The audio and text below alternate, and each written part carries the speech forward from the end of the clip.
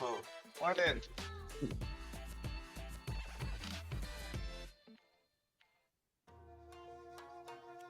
Guys, you hear me?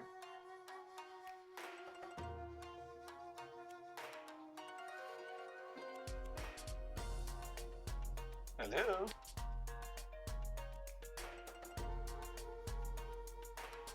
Am I working? Yes, I think so. Guys,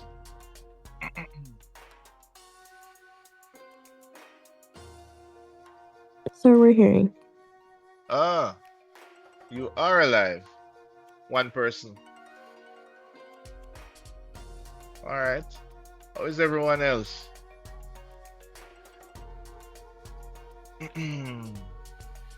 Does Ilandra alive?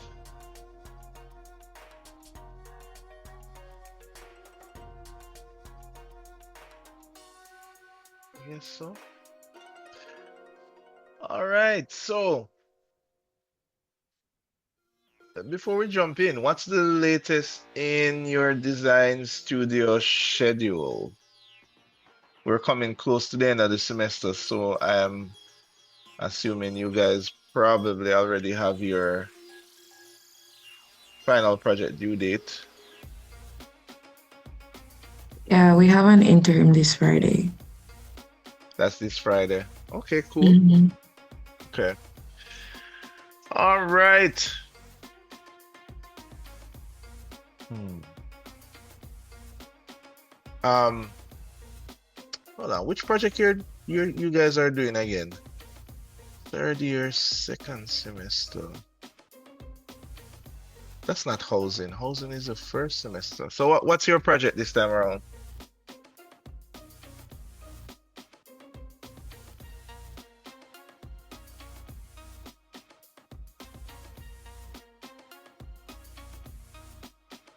It's a productive urban workshop.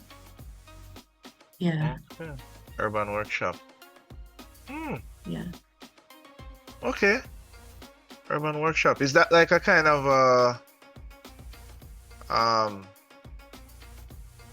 where like a open space that different businesses can come and work, kind of like a business hub?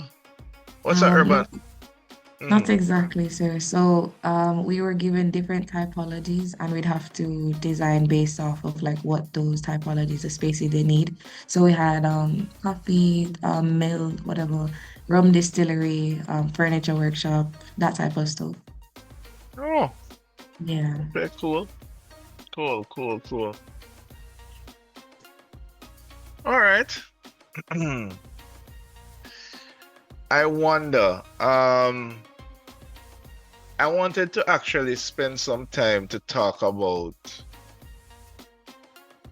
BIM production, but in a school environment, because we are actually learning the professional way how to produce drawings in a project in a professional setting, which is a little different from a school setting. You know, school setting things are a little bit more crazy. So some of the things that we learn here in BIM, you can definitely apply, but others are really meant to be outside of a school environment. For example, um, in a school environment, we probably don't have the time to create a full BIM model like what we're doing now in BIM. We're creating a full model and then we're generating drawings from that model. You know, usually in a school, you guys are every interim. I don't know, sometimes your entire design can change. I don't know if that is true for anybody here. So it's more difficult for you to invest in completing a 100% BIM model so that you can generate um drawings from it at the end, you know? Another difference is that you do have to pin up sheets, but sheets are different from drawing sheets. So, for example, we're about to go into drawing sheet now in BIM. And usually drawing sheets in BIM have a title block and it has all of this information. But that's different from what you guys pin up in a studio final project presentation. Maybe it's a little bit more artistic and that kind of stuff. So it's kind of different from BIM production. But at the same time, my job here in this module is to make sure you guys are ready for the work world. So, this is why the course is more tuned towards what happens when you guys go out there in the work world and you need to produce drawings. This is what you should do. In architecture school, maybe you do something a little different, something a little quicker, because you need that quick turnaround time. All right? So hopefully we can spend some time on that, but for right now, we have to stick with the mission. So let me take a look on our schedule.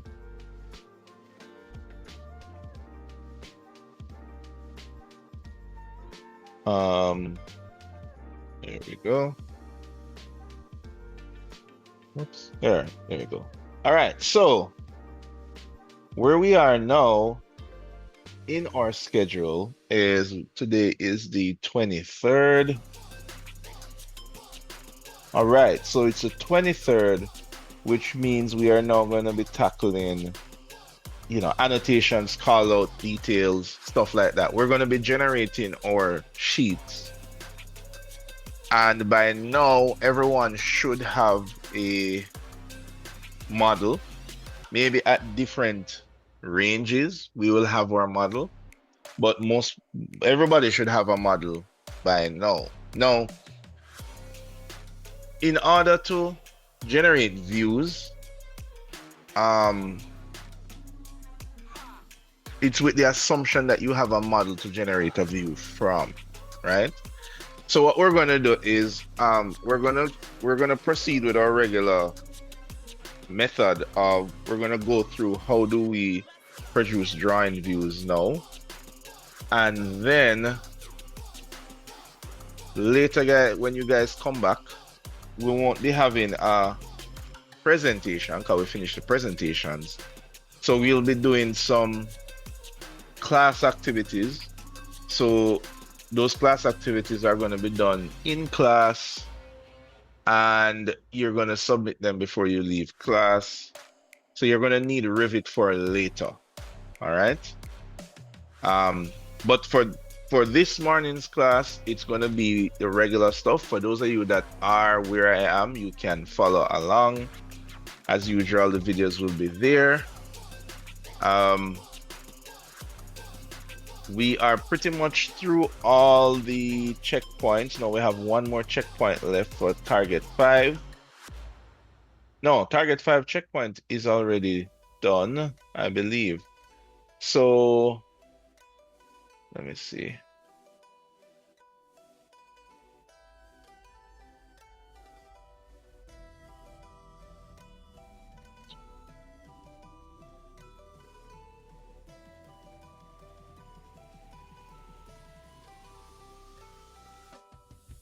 Oh, this is target 1. Okay.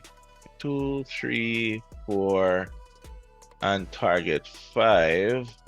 Oh, so you guys have until next week to complete target 5 according to the schedule here. Let me see. Scroll down. So that's going to be completing the building, right? So what we're doing we have already pretty much added the details to the building. We did that last class, right? So now all you need to do is to finish the BIM model. What we're doing this week is how do we now prepare views from that completed building. Anybody here almost finished the building, guys? Who has their doors in? Anybody has their doors in the class? Show by raise hands. All right, so Gavin has his doors in. a few we have our doors in, right? So doors, details, things like that. That is, you'll have until next week, Sunday to submit that. The individual project is going to be due, remember, on the holiday on April 6th, right? So that is when the 1% a day points start ticking. And remember, guys, this is 30% of your grade. So we pretty much have a week to be done. So let me see. So between this week and next week, we're going to be focused on creating sheets, things like that, wrapping up the drawing. I'm going to be helping you in with the finalizing section of the drawing, right? So keep that in mind, guys. Keep that in mind. And as I said, you do need to complete the individual project so that we can move on to the collaborative project. But this is the main thing in this course that you guys need to finish. You finish this, you've pretty much done most of the course. The collaborative project is so simple, but you need to have your model done in order to do the collaborative project. All right. All right. So we're going to hop right into our next stop. So so just so you know where we're at, those checkpoints that you guys have been some of us, sometimes most of us, sometimes not that much of us submitted the checkpoints. The last checkpoint is now up for grab on Sunday, right? That's when it is due. When you submit the checkpoints, by the way, guys, it is time stamped. So if you submit it after the date, then it's automatically just not going to count towards your class participation. So you need to submit it on the date that it is on the timeline. What we're doing today goes beyond checkpoint 5. What we're doing today, I don't require any checkpoint to seat. Everything that we do from this class on, you just need to have it in your final submission, which is going to be on April 6th. All right, guys? So I'm hoping that most of us has gotten to checkpoint 5. Even if you have not gotten to checkpoint 5, you can still participate in the class exercise that we'll have later today. And you can still follow along today. Even if your building is not complete, well, for the most part, some of it, you will be able to follow along in class today. So my hunch is that wherever you are, even if you don't have some furniture in, maybe there's 1 or 2 elements that you need to get in. I want you to still follow along today, right? It will still shave off some of the work. All right, so with that said, let us jump in.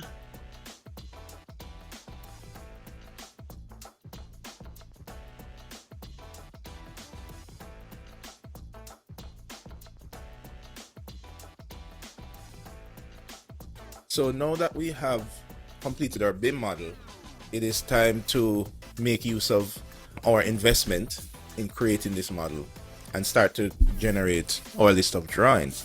So we have a list here of the different drawings that we want to generate.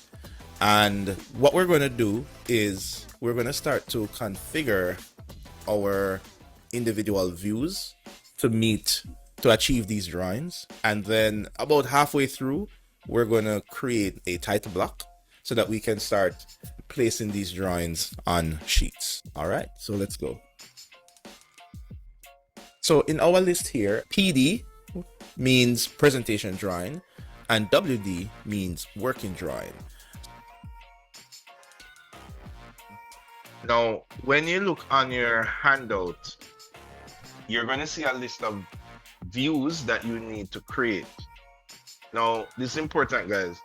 You have to create the views That's where you get your most of your grades from. So for example, I might say you need to produce, show you the listening here.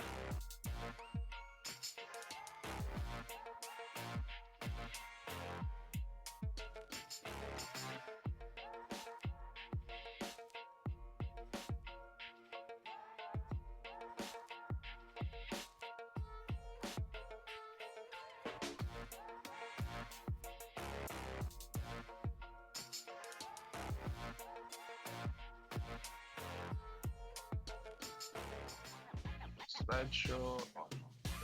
So here, slideshow. Right. So on your handout, when you look down here, you are going to see the different views that you're going to be producing.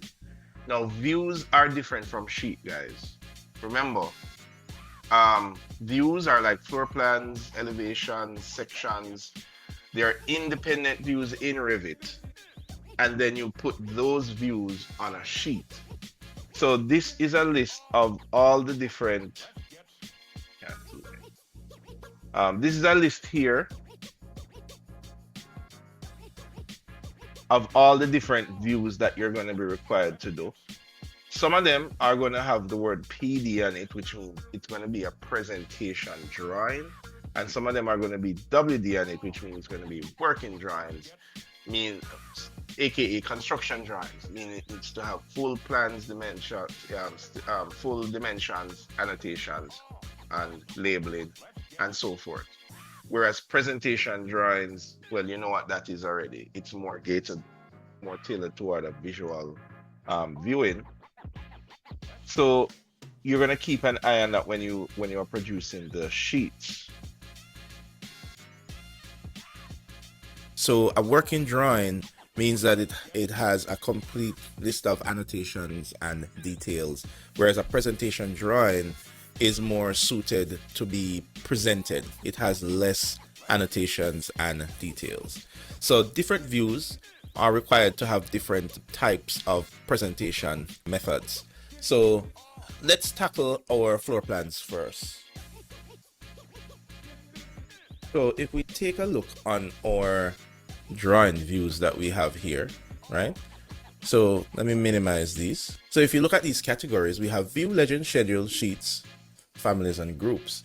And the idea is that we want to now go into our views that is here, and we want to organize these based on the types of views that we want to generate, right? So as it relates to floor plans, what Revit categorizes as floor plans, we need to have site plan and location map, floor plans, 2D sections, and so forth. So I'm going to expand floor plans. So currently during the BIM, the modeling process, these were the levels that we were working with. And what we need to do is come up with a ideal naming convention so that we can now organize our views, right? So what we will do is have, now before we start to name our views, one of the good things to have is a naming convention. And one idea that we are going to use for naming convention is that we're going to have the name of the view type, we're going to have the level, the description, and then the status. And we can add or minus any one of these names as we label different views. So let me give you an example of what I mean. Okay, so let's say we had the lower floor. So we're going to name that using our naming convention. The view type is going to be plan, because we're dealing with a floor plan, space dash space, level space 01, because in terms of levels, it's the first level, right? The description would be ground floor, right? And the status would be the type of drawing. So let's say this one will be our presentation drawing. So you have PD, right? Percento. Now, Revit is asking us, do we want to rename the corresponding levels? What do we mean by that? Meaning these levels here, do we want to rename the level the same thing as the plan here? And usually I would not want to do that because I don't want to have this long name plan level 1 ground floor PD to be in our elevation or section drawings. So I'm going to say no, I don't want you to rename the corresponding levels. For our upper floor, we're going to have the same thing. So we're going to say plan level 02, and we're going to call this upper floor. And this is also going to be presentation drawings PD. And no, we don't want to rename it. Now, one of the reasons why we use level 1, level 2, and roof would be level 3 is because this is going to be arranged in alphabetical order by default. Yes, we can change this, but the default is alphabetical order, and it makes it visually easy to identify the other floors. So for example, this one would be plan level 3, and then we can call this roof plan, and this will also be presentation drawing. No. All right, now what we notice is that here we can see we have the different levels.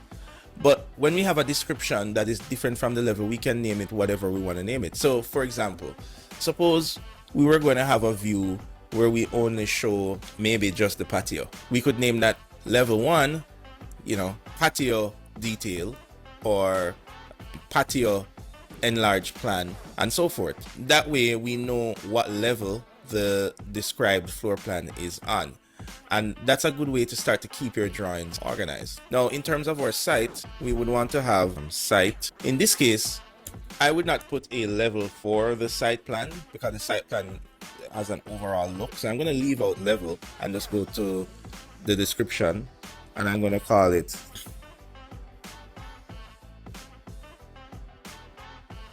site plan, and this will also be presentation drawing.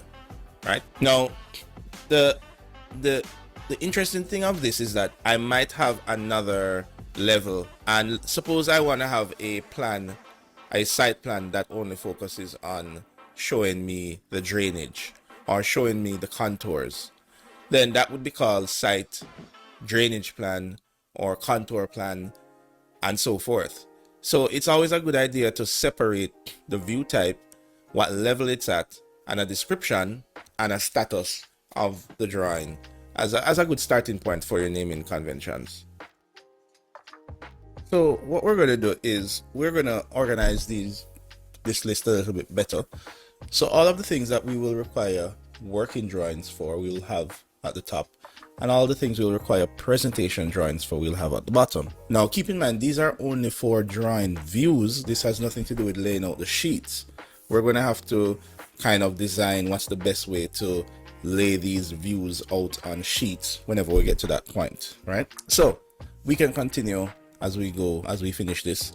So we do have a roof framing plan, and that's going to be working drawings. So what we're going to do is rename roof plan. Maybe we can call it framing. And the reason we call it roof framing is because the roof framing will show what's happening below the surface material of the roof, right?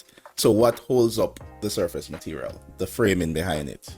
That's what we show on this plan that we have here. Now, if we go down the list here for our ceiling plans, we do require a reflective ceiling plan only for the lower floor. So the lower floor. And speaking of lower floor, if I look back at this heading here, I mean, this isn't necessarily the ground floor per se, because the ground does come up on this hill here.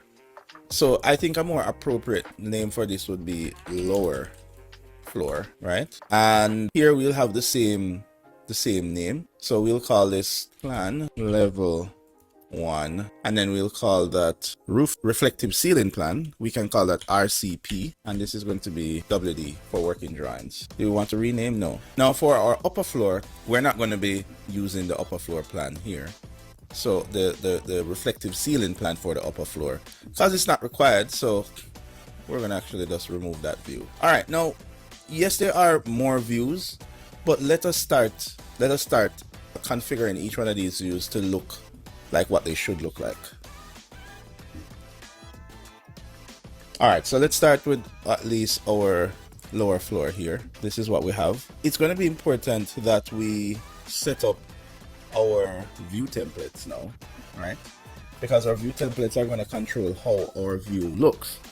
So while we were modeling, we had configured this architectural plan that is here, and now we're going to create a view template that will allow our drawing to look like a working drawings plan versus a presentation plan. So this one is going to be for the presentation plan. So what we're going to do is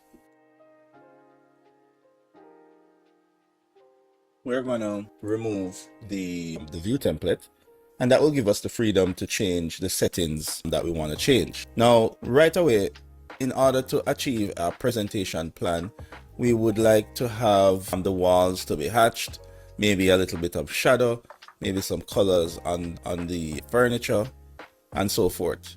So let us start to set that up. Now, one way we can do this is, let's go into view template, and we're gonna,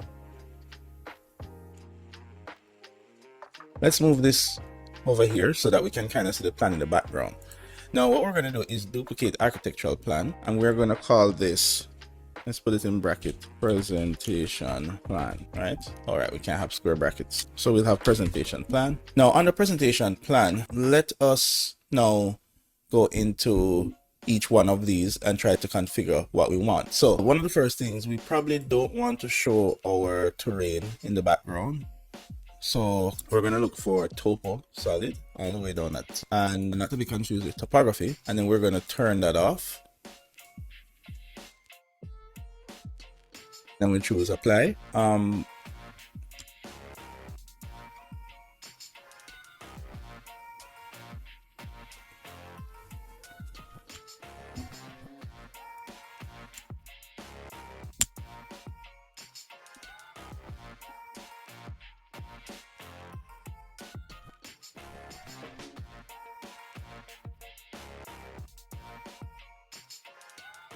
You're not seeing it apply here is because if you look here, the view template hasn't been applied to the view as yet. So let's choose OK and OK.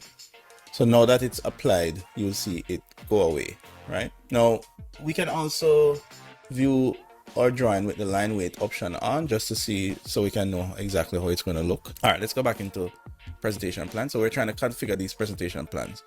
All right, so let's go back here, and then we're going to look for wall. And a good way you can navigate this, you can just press W and it will jump to walls. For our walls, we want to show the cut pattern to be solid. Well, not the foreground, but the background to be solid, and the color to be black. Choose OK. Let's apply that. See, that's how that's looking. That's great. How about our floors? And we could say we want our floor projection pattern, and right now it's hidden. We want to set it to be solid fill and maybe a light gray. There it is. We don't necessarily want that pattern to be on top, so we will say to let the foreground, oh, this is why it was invisible. Let's make our foreground pattern not there, so now it is gray. Maybe it could be a bit lighter, like that. Okay, there we go. Now let's go in and change our stair that we have here, and we want our stair projection to not have any pattern, but we don't want to have the pattern there. Apply. Okay, that's good.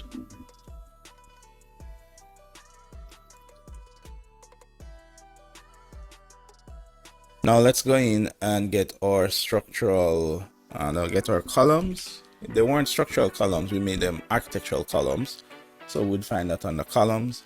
And let's go ahead and make the cut pattern, the background, also be a solid fill with black. Okay, and we can see that happening there now.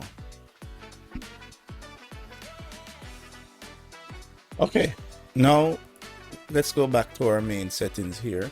And what we'll do, we will set our detail level, make sure the detail level is fine, right? We are going to go to our model display, and we're going to set our model display, change it from hidden line to shaded, and yeah, that's it. So we're going to choose apply, and you can see now it becomes shaded, and we can see our furniture now shaded.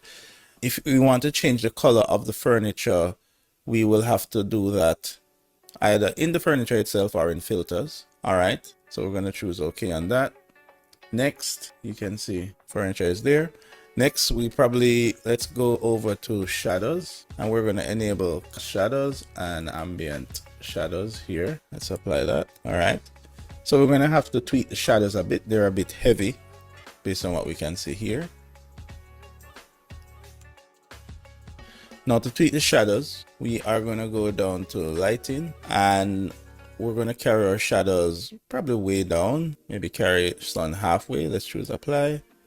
So you can see it's very light now. The angle is okay, but we could make it a little more steeper so that we can more clearly see our drawing. So we can go to sun settings, and then we can change our angles here. What's up? I was saying I cannot modify my shadows for some reason. I keep grayed out. Ah, yes. I was just getting to that. Well, I can tell you ahead of time. It's because you're in a view template, so you have to modify the shadow inside the view template. Like if where you're trying to modify it down the bottom. Nah, in the template modification thing. Oh, all right. That's because the way that it's set up is a little funny. When you're inside the template. What you have to do is, let me show you on this.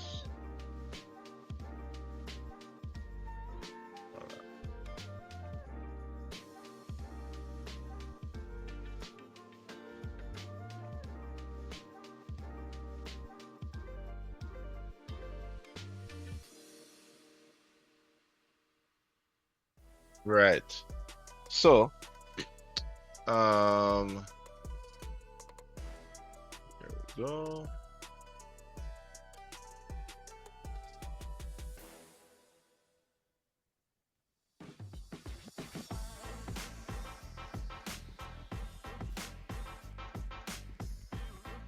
All right, you see my screen okay?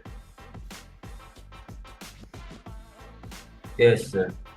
Right. So when you go into a particular view template, so let's say that I go into this site plan here and I want to change the shadows. Now, of course, if I go down here, it's going to be grayed out because I have to control it using the view template. So when I go into the view template now, this is what it looked like.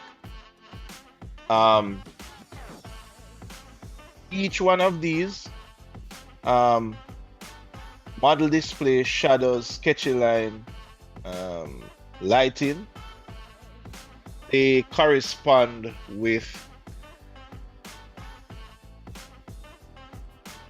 each one of these. But here is the trick now, and Revit is a little bit weird when it do this. Let me take a screenshot of this to show you here. Right. So I can only no, let me just use this thing. I can only access, hold on a second.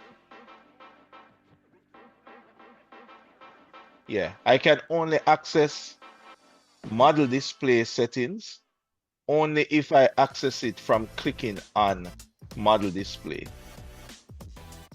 So even though I can go into, for example, lighting, if I try to go into lighting,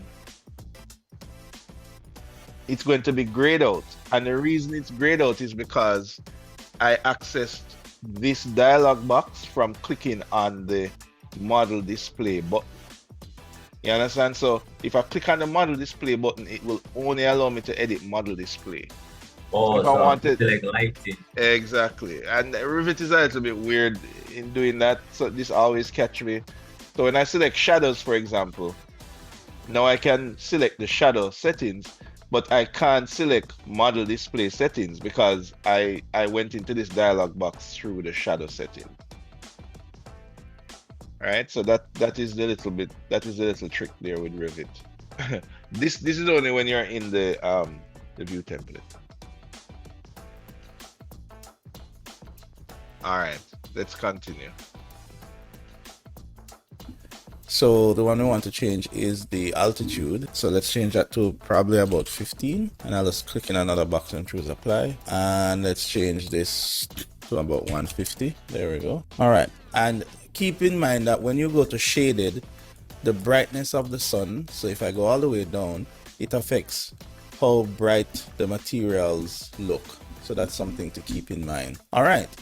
Now we want to change, we would like all of the furniture to have the same color, right? Now we could go into each furniture and give them the same color. We could override each one, but that would be a bad idea.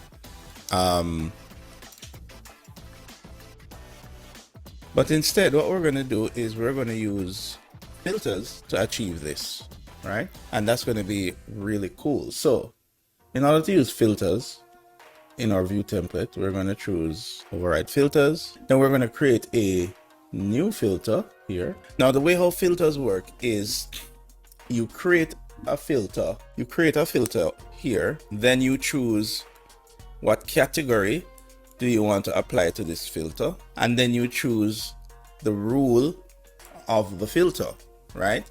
And a filter is essentially you selecting a type of object. You're creating a rule that selects a particular type of object that's in a particular category and that has a particular property, right? And that's essentially what we're doing. So we're going to create a filter that selects all furniture. So we're going to choose create new filter, and I'm going to say select furniture. I'm going to just call it that. Now I want to apply this filter naturally to the furniture category. So if I press F, it goes down to F here. I'm looking for furniture. Now furniture is usually under architecture, so you could uncheck all of these if you don't want to search through everything. Let's see, furniture and furniture systems, and let's do generic models as well. And so it is going to select everything in this category. Now if we want, we could even define a rule to further select maybe all furniture that has a comment, a particular comment, or that has a particular description, but we just want to select all furniture systems that we have here. And we're going to choose OK to that. Now, what we're going to do is, now that we have created the rule, is that we're going to add this rule now that says select all furniture and choose OK. So this rule should select every furniture item in our model. Also, it will select furniture objects and it will select generic models as well. So to test that out, if I turn off the visibility of this and choose apply, you will see all our generic models and our furniture systems and furniture disappear, right? So that is pretty cool. I'm going to apply about that. Now, what we want to apply to this now is we want to override the surface pattern. That's the surface pattern here. And we want to override with, let's say, a color, let's say a brown color like that. We choose OK. OK, apply. And you can see now everything has that brown color. Now, if you notice that there are different shades of the brown, and this is what I was telling you, once you choose shaded view, you're gonna have some colors being lighter than others. So for example, if I choose OK here and I changed model display to be consistent colors, apply, then it would ignore the shading of the sun and just give everything the same tone, which may or may not be what you want. Usually for presentations, we might want to choose shaded because that way we get a slight variation in each tone.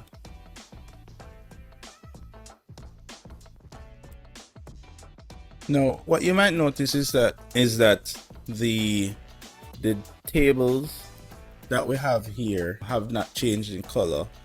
And the reason for that is if we head back over to filters, we need to change the foreground color in order to let that table change color because it's a little higher than the chairs. So what we're going to do is we're going to go to here. Well, firstly, in order to get this color available, we need to go here and we're going to choose add, and that will add this color in our sample slot here, and then we're going to choose the same thing there, and this time we have that same color that's available. We're going to choose OK, OK, and apply, and now you can see the tables have the same color. Now you might be, if you are familiar with some of these settings, you might be saying, oh well, we could have also gone to model categories and we could have overridden the color of our furniture by going to furniture. We could have overridden furniture systems by going to furniture systems, and we could have overridden generic models by going to generic models. But instead we chose to use a filter, and the reason we did that is because we didn't want to apply overlays 3 different times, because we would have to go furniture, override, here, override, and here, override. Instead, filters will just override everything in all these 3 categories all at once, which makes it more efficient if you're trying to overlay multiple things in a model, to do it through a filter rather than doing it through the model categories.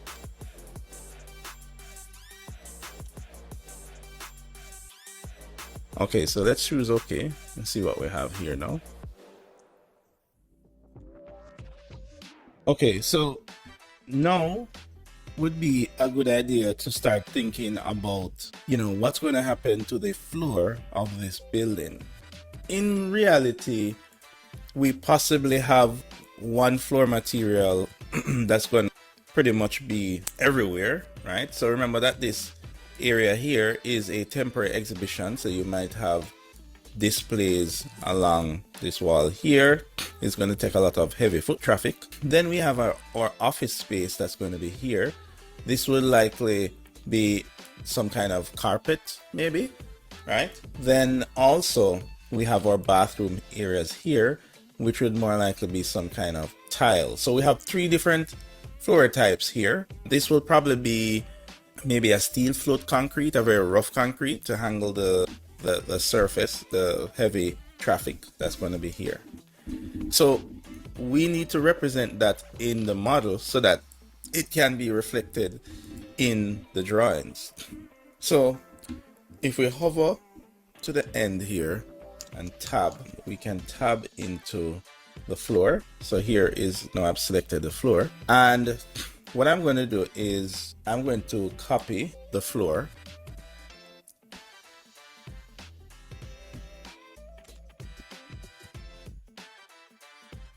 and I will just hold that copy there for a bit. So now I'm going to edit this floor now, and what I'm going to do is I'm going to have this floor. Let's do this section first. So I'm going to have this floor come all the way here. So we'll probably go up to here. I'll use this grid line for now. Yeah, I'll use this grid line, and I'll use this grid line. Right. I mean, in reality, depending on the type of wall, the floors would go, would the floor tiles or whatever the floor system is would probably go to the edge of the wall. That's going to be here. So let me take it to the edge. Basically, in Revit, you should always try to mimic what happens in reality as much as possible. That way it makes your drawings easier. So let's use the actual edge of the wall, and this will be, let me delete that. That will be where we'll have that floor. Let's trim this. Let's trim this like that. Delete this line. Choose OK. All right. No, don't attach. So now we have a floor that's going to be here. Now, okay, let me go back into my settings here and let me tweak. Let me go visibility here, go to floors, and what I can do is I can make this a little bit darker so that I can actually see the floor. So there it is. All right, now remember I had copied the floor before, so I'm going to just paste it back. So I'm going to paste a line to same place. So I got back my floor, and now I'm going to edit this now, and let's now add the area for the office. So I'm going to go this way. So this is going to be my carpet. I'm going to trim this like that. Trim this. All right. Then I'm going to choose OK. All right. So I have my carpet there. Then let's go ahead and select this one again. Let's carry this all the way forward to this point here. All right. That's great. Now we do need an entrance to here. Well, the walkway will come up to this point here and come in here. So let's assume that maybe this will be some kind of material, maybe cobblestone, some kind of rough outdoor material that's going to be here. So what we'll do is select this floor and then use our create similar option. So it will create another floor using the same settings as what we've selected there. And as usual, we will only draw the walls partially. So I just need to create a little wall there, create a little wall here, create a little wall there, and then I trim this up, trim that up. And I can always adjust this to go out more. It's okay. All right, lovely. Now we just need a floor in here. So we'll do the same thing again, create similar, and then we'll just create a floor inside here. All right, so now we have different types of floors. Now we need to go in and actually create these types of floors to be similar to what exists in reality. Now let's start with the floor slab here. Now this we say is going to be a smooth finish concrete.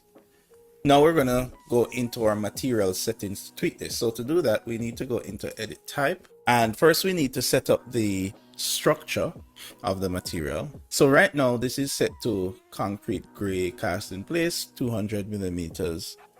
And this is pretty much fine because it is going to be concrete gray. And if we look at what the concrete gray material looks like, we click on that, you can see this is what it's represented as here. In the foreground, we have this sand feature, and whenever we cut the section, it looks like this. So these settings are good so far.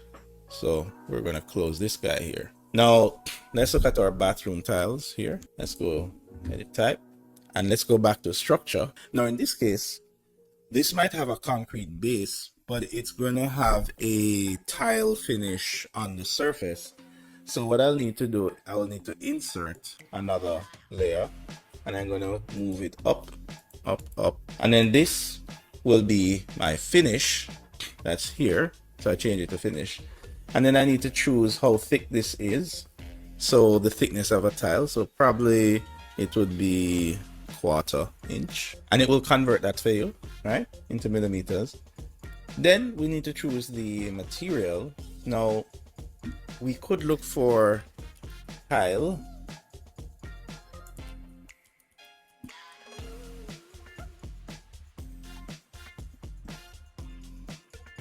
Now, right when we want to add a different material to this bathroom area here, we want to add some tile. When you go to edit type, the first thing you want to do is we want to duplicate this because we already determined what concrete slab is. So we're going to duplicate this and create a new material that we will call bathroom tile. And let's put the size as well. Let's say 300 millimeter, about 1 foot by 1 foot tiles, right? And choose OK. So now we've created this type, and to preview it in the viewport, we need to choose OK and then go back into that option there. So now the viewport is previewing this tile. So if we go to structure here, now we're going to determine how we want the makeup of that material to be. So we do want it to have a concrete base at 200 millimeters, but we want to now insert another surface, and we're going to move this surface up to the top, and we're going to change it from structure to finish. That's a finish. Then we need to choose a material. Now, we don't have a tile material in here by default, so we're going to choose plus and create new material. It's going to be called default material here. And what we're going to do is we're going to edit this.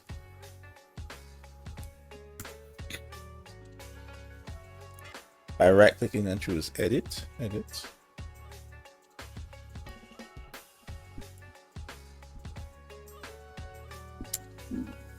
Not edit, rename.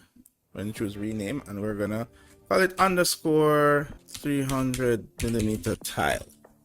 Now the reason we put underscore, and if we choose OK, notice it goes all the way to the top of the list, and I can know that I created this material. And this is usually a good practice in case you import other materials. It will hopefully your material will always be at the top of the list that you customize, so it's easier to find. So we're going to let the foreground be a model pattern, and the difference between these two is that a model pattern will be attached directly to the geometry of the object you're applying the material to.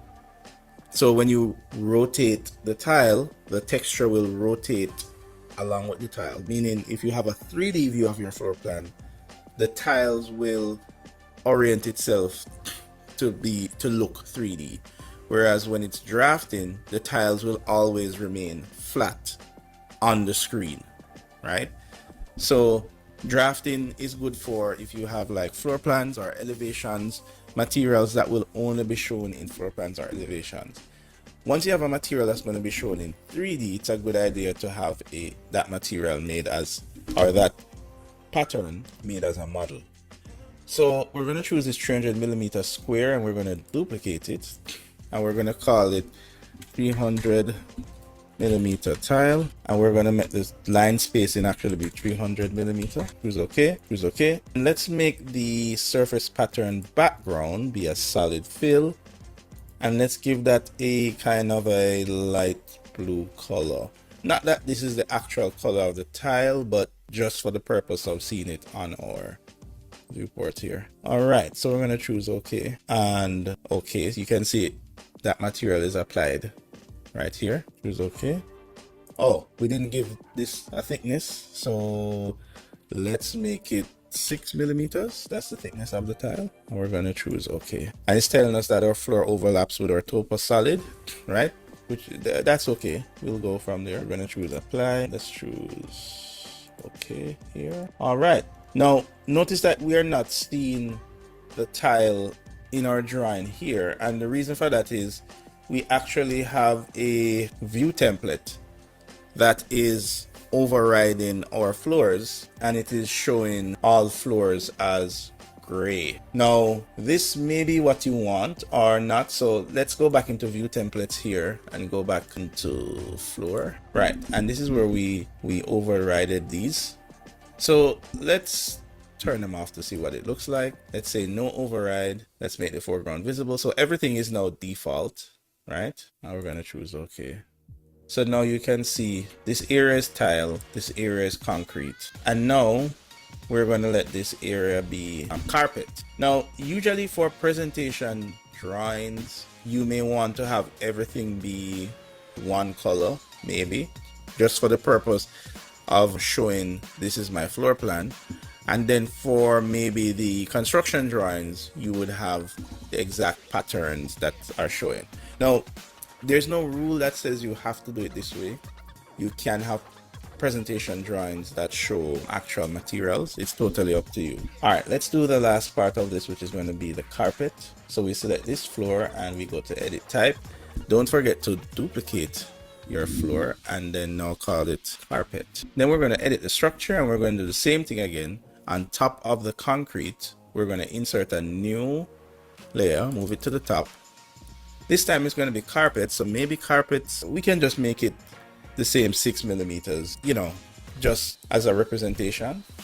Then we need to choose a material for that. So if we don't have a default, we do have a carpet material that's here. It has a pattern. It does have a appearance here, but this won't show in the viewport unless you choose reuse render appearance. But let's use our own background fill color and ignore that one.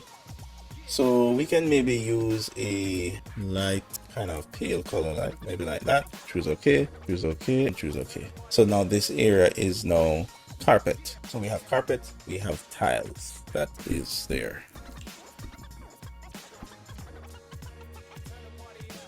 Now let's continue to develop our presentation drawings. Now that we have kind of previewed the floor materials, for our presentation drawings, we don't need to necessarily preview the exact floor materials. We just want to have like one blanket color. Just like our walls, we just want to have one blanket color of the walls.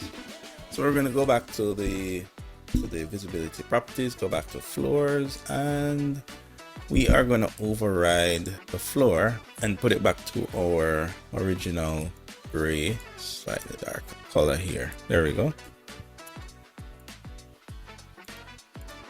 Let's use this gray. All right, so let's fix up some things here. Usually elevators will have an area that goes deep on the ground that will house the mechanics for the elevator. It depends on the type of elevator though.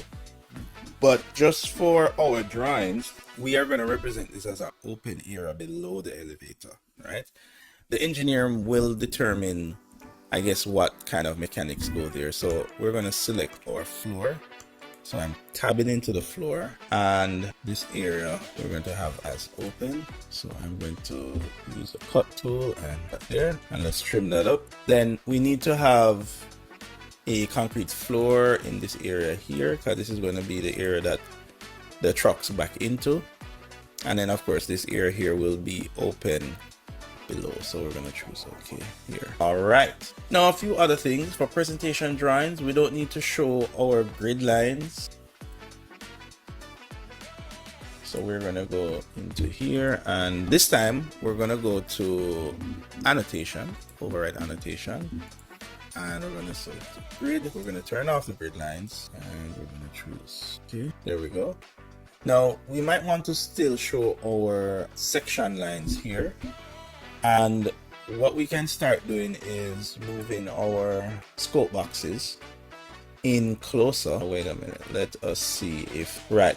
So this scope box here is for levels and grids. Now we could have a scope box that will be for our section lines. Let's just apply our section lines to this scope box as well. So we're going to select our section lines here. Well, these are not necessarily the actual sections that we're going to be doing. We might change it later, but for now let us apply these section boxes to our apply these section lines to our scope box. So now if we move the scope box, so we're going to say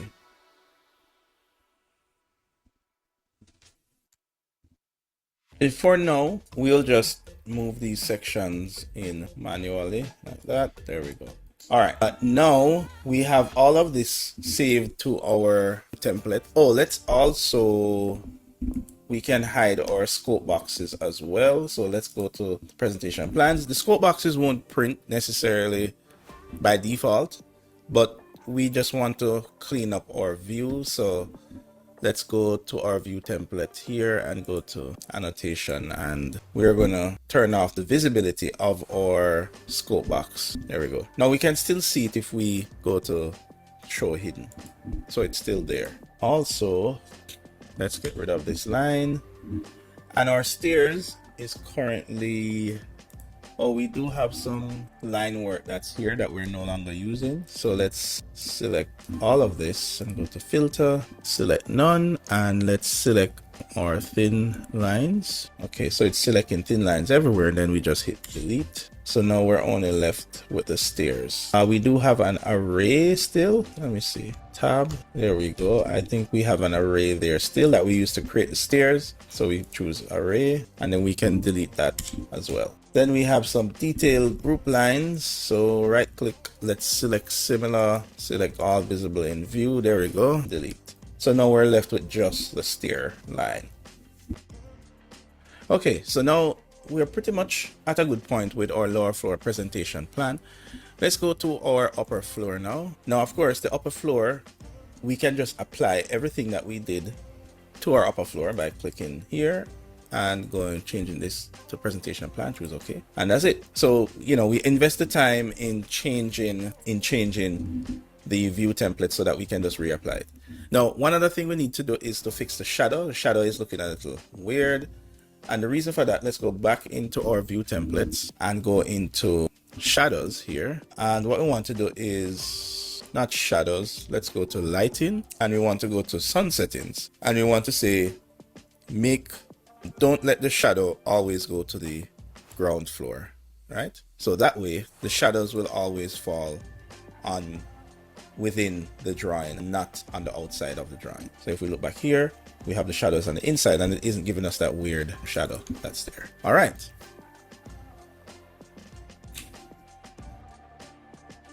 Now, if we take a look here where we have roof framing plan, This is going to be actually working drawings, not presentation drawings. So we're going to have WD that's going to be there. All right. Now, while we're here doing the presentation drawings, let's go back to the lower floor. We need to define the different rooms that are in our model, right? That will be used for our presentation drawings as well as our working drawings.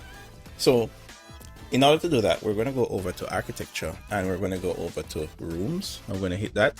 Then notice once you hover in the different areas, you will get this X, and this X will extend to the extent of the room, right? So if I place a room here, then that will be, that's the room for our temporary exhibition, right? It's going to be there. Now it's just going to call it room 01 for now, and that's fine. We want to have this read as a lobby. Then we want to have this read as an open office area, and then these read as two different offices, right?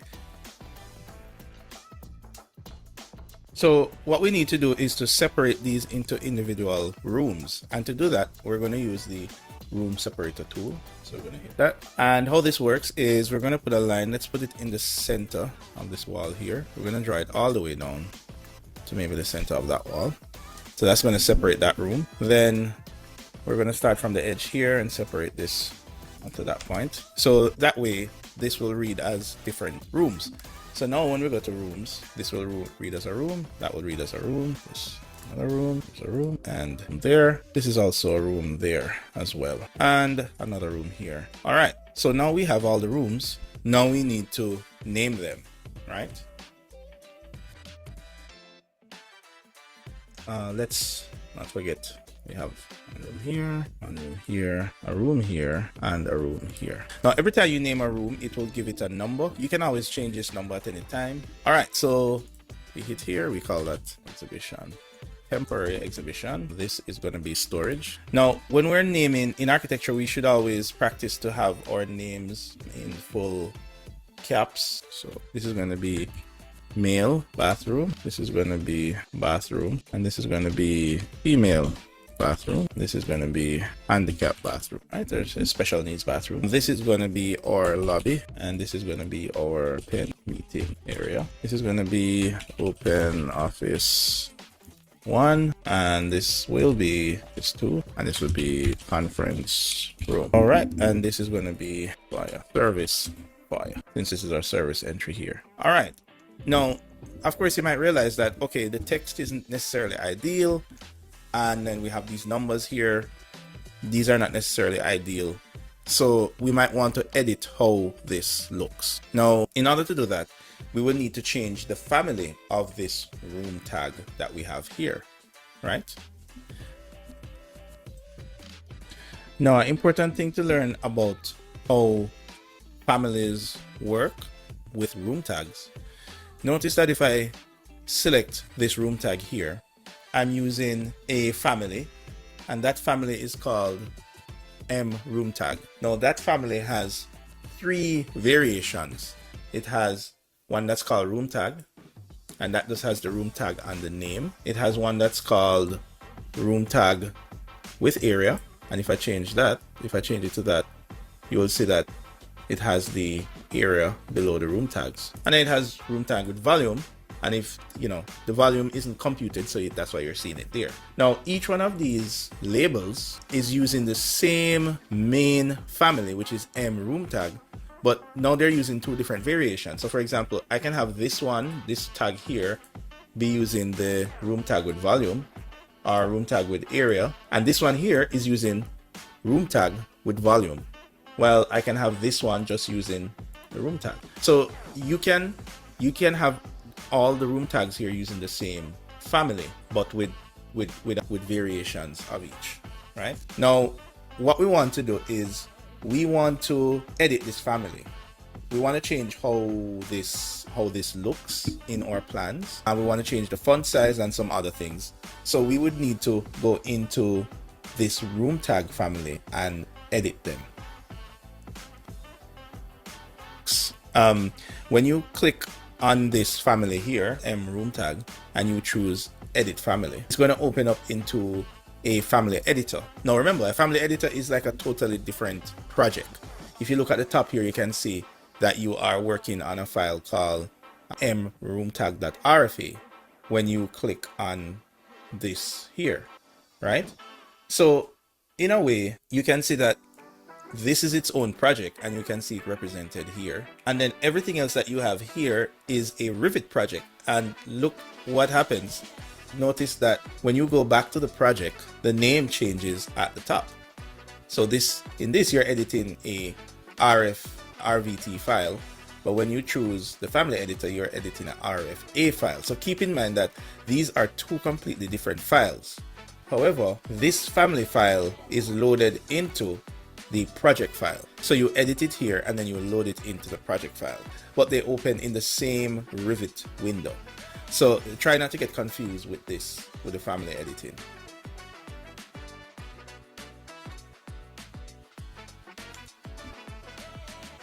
Okay, so this that we're seeing here is how the name is represented. And what I'll do, I'll just drag this into the corner here so you can see what we're seeing here.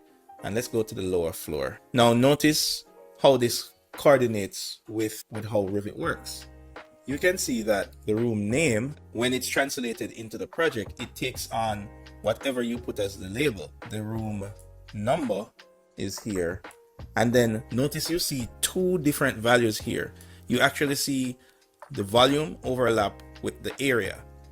And this is why you get an option with choosing, do you want to have the volume displayed here or do you want to have the area displayed here? So the tag family is the template that is used in the project.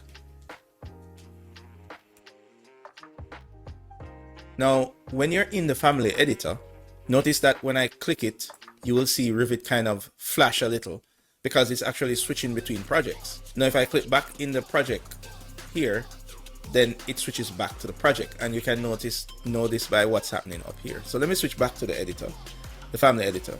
Now, of course, the family editor also changes the ribbon that is here as well.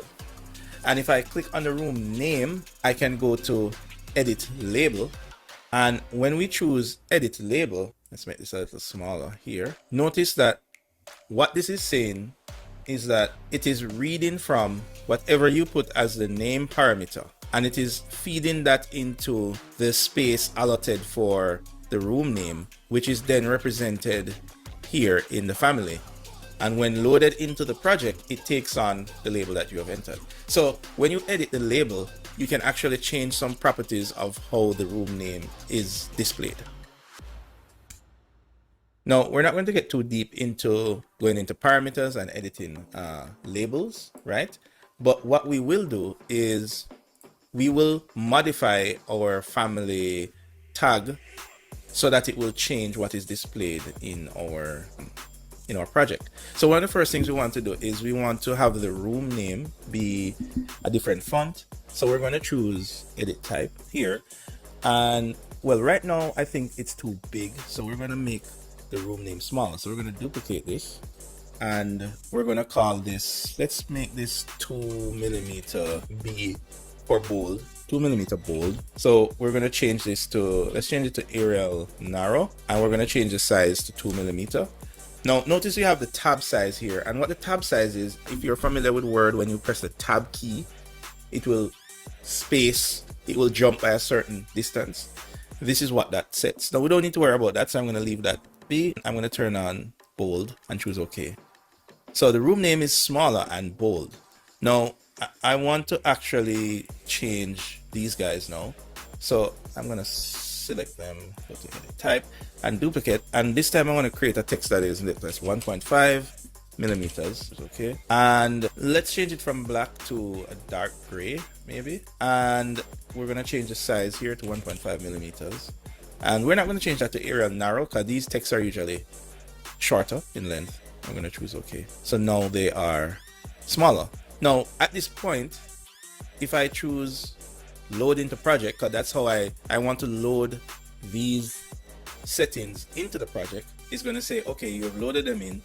do you want to overwrite the values that you have? And I'm going to say, okay, yes, overwrite these values. So now you can see that it's representing what we have here. Now, this is still too spaced out, so I want to kind of space these in more. So I'm going to have this to be smaller. Now I'm going to carry this in. Now this outer boundary here, if you carry it all the way in, notice that the room name is going to jump to 2 lines. And it's saying, what it's saying is that any text you have that is longer than the box you have here is going to jump to another line. So I will say about this is fine. And I'm going to move this up a little bit. Select these guys, move this up a little bit. All right, let's load this into project again. Overwrite and parameter. Overwrite the existing and parameter. All right, that's good. Let's look at it in another area. This is how it looks here with just the area. So for example, let me click this here and change it to the version with area. So that is what it would look like. Let's carry this all the way up, and what you notice is that when you click room name, you will notice some settings over here. And what this is saying is that vertical line bottom, what it means is that when it gets to 2 lines, it's going to push the text up and keep the bottom always aligned here. So let's load this into project, overwrite, and that's what we get. So that's pretty okay. That's pretty okay. Now, of course, one other thing that we're not getting is, notice that this box here, which was encompassing our room name, is now kind of off, right? So now in our family editor, we are not seeing a preview of this box. But in our project, you know, if we look at our settings here, if we go into edit type, notice that this box that you see here, you can't control like if the box is on or off. The box is always on. As long as you're showing the room number, it's going to also show with this box. So for example, let's say what I'm going to do is, let's use this label for example, and I wanted to show room tag. It's going to show room tag and number, and because I move the number out of its original location, it has left the box in that location. So what we need to do is, we need to now view the box here because we're not seeing it. And to do that, what you'll notice is that your family editor has its own visibility.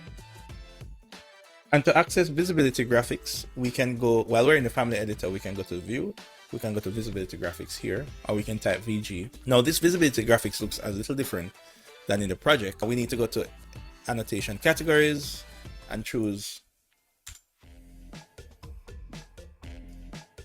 and then we're going to choose show annotation categories in view, and we're going to choose OK. Now what you'll notice here is that you're seeing the center line of the project, and you're also seeing the box.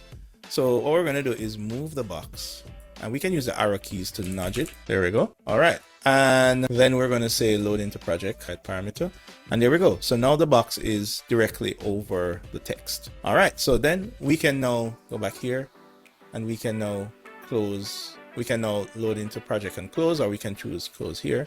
It's going to ask us, do you want to save it? We're going to say yes.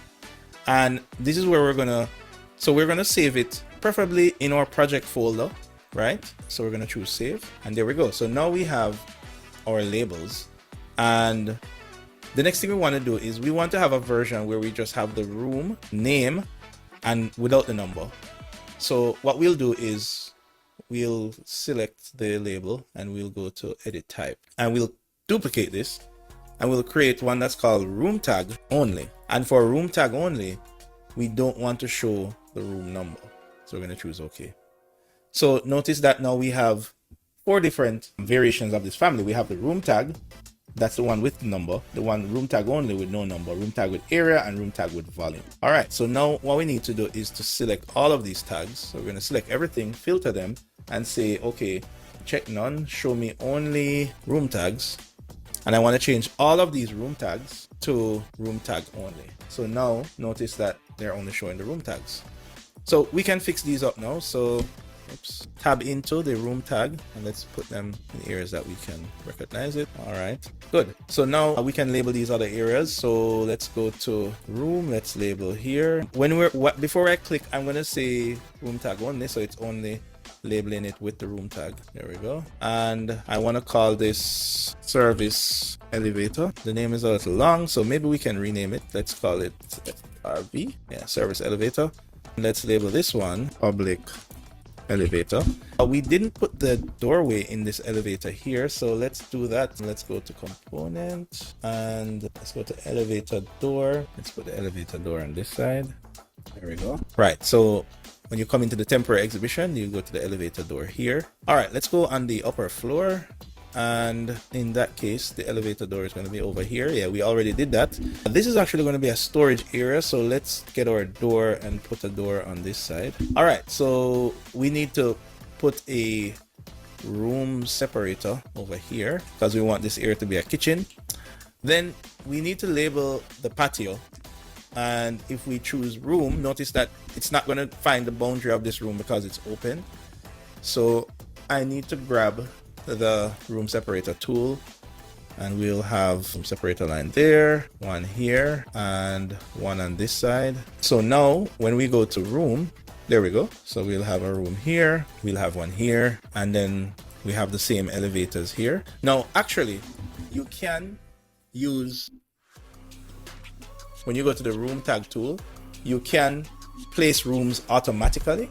So if I hit this, it will say 4 rooms created automatically, and it has put a tag into every single room. So you can manually place them or you can use the automatic tag, and then you can go in and just adjust the locations of these tags. So that is a pretty cool feature. All right, so this is going to be here. We're going to call this storage. Let's call this closet 1. Let's call this closet 1. Let's call this one closet 2, closet 3, and closet 4.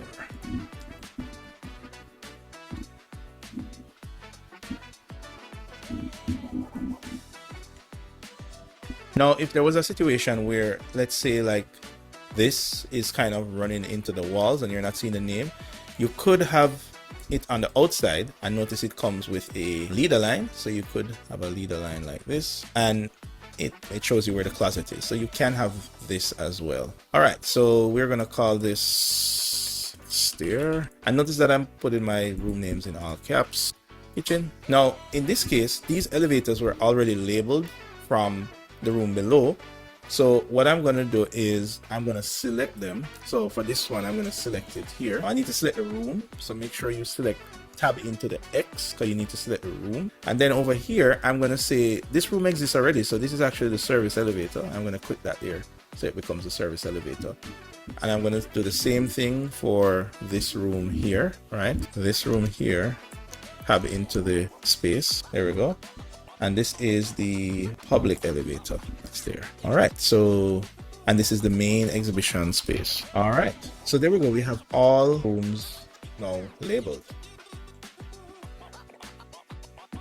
Now, it's important to note that when we gave the rooms labels, I did not click on the text tool and then type the label open office 1, right? This would not be a smart label because this is just a random text I can just put anywhere. But in using the features of BIM correctly, when I identify a space, this label will always be tied to this space. Now, this is a point, guys, I want to put across, right? I don't want to see anybody just create text and just throw them into a room. Right? All rooms should be done using the room tool as well. All right, guys. So, when you guys submit your individual projects, if you have rooms that you just throw text in, then it's not going to, you're not going to get the marks for that. All right. Right. So it's a smart label, and you're going to find that we're going to need to have this to get information from it as we go throughout the model.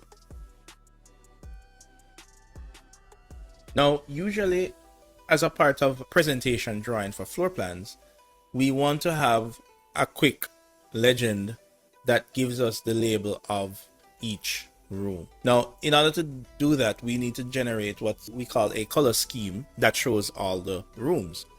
Now, that feature is located in the properties panel. Now, ensure that when we're going to do the color scheme, you need to have the the sheet selected, meaning you have to have the not have a object selected, because notice when you select any object here, the properties will change. So we need to select the white space, which we are essentially selecting the view, because it is a view property.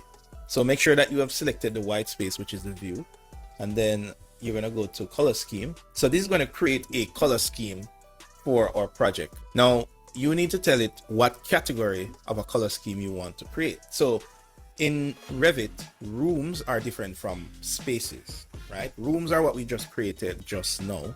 So we need to say, okay, we want to choose rooms as this category for our scheme, for our color scheme. And we want, right now it is on none, and we want to have a color scheme for each name. Now, once we switch to name, notice that it gives us a listing of all the names that we created before. So it automatically detected the name for the rooms we have selected, and it will automatically apply a color scheme. Now we can go in and change these colors, but by default it's going to give you these kind of pastel looking colors, and we're going to choose OK. Now once we do that, it is going to now show a color scheme for our rooms. Now before we go any further, some of us, we might be trying to achieve this color scheme, but when we go over into color schemes, it might be grayed out, meaning you're not able to edit the color scheme that you're seeing here. Now, the reason that you might see some of these options grayed out, so for example, some of these are grayed out, is because we have a view template applied. So if I go to my view template here, what you notice is that as it relates to color scheme settings, it doesn't have a checkbox here, which means that color scheme is not controlled by the view template. Now this might vary. Maybe your view template is controlling the color scheme. You would have been unable to edit it there. So for example, what I'm going to do is I'm going to say, okay, I want my view template called presentation plans to control my color scheme. So I'm going to click it here and choose OK. Now what you'll notice is that the color scheme is gone, and if I try to go to edit color scheme, notice that it's grayed out. So some of you might have had this originally where your color scheme is actually grayed out and you can't edit it, and the reason for that is that you need to scroll down to your view template, and you need to edit the color scheme inside your view template. Now the best practice is to actually edit it inside the view template.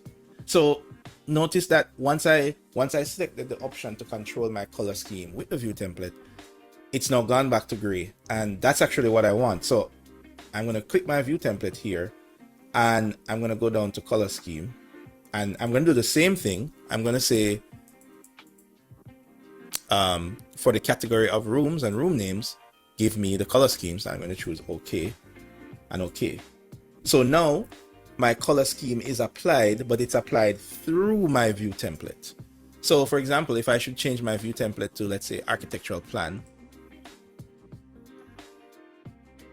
notice that my color scheme changes, and the reason for that is the architectural plan has its own settings for color scheme. So again, let's change it back to presentation plans, and now it changes back. So attaching all of my view settings to a view template makes things very efficient.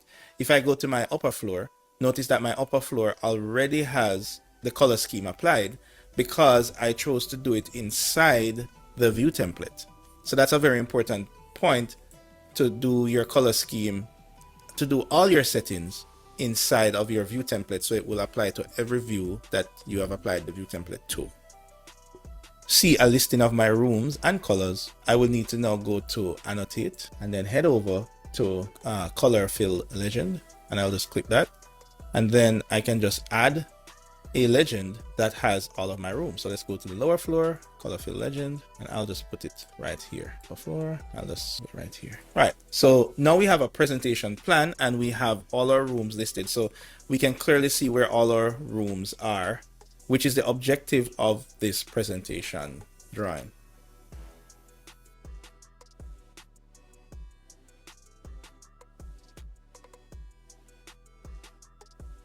All right, guys. So that is going to be how we generate our presentation views.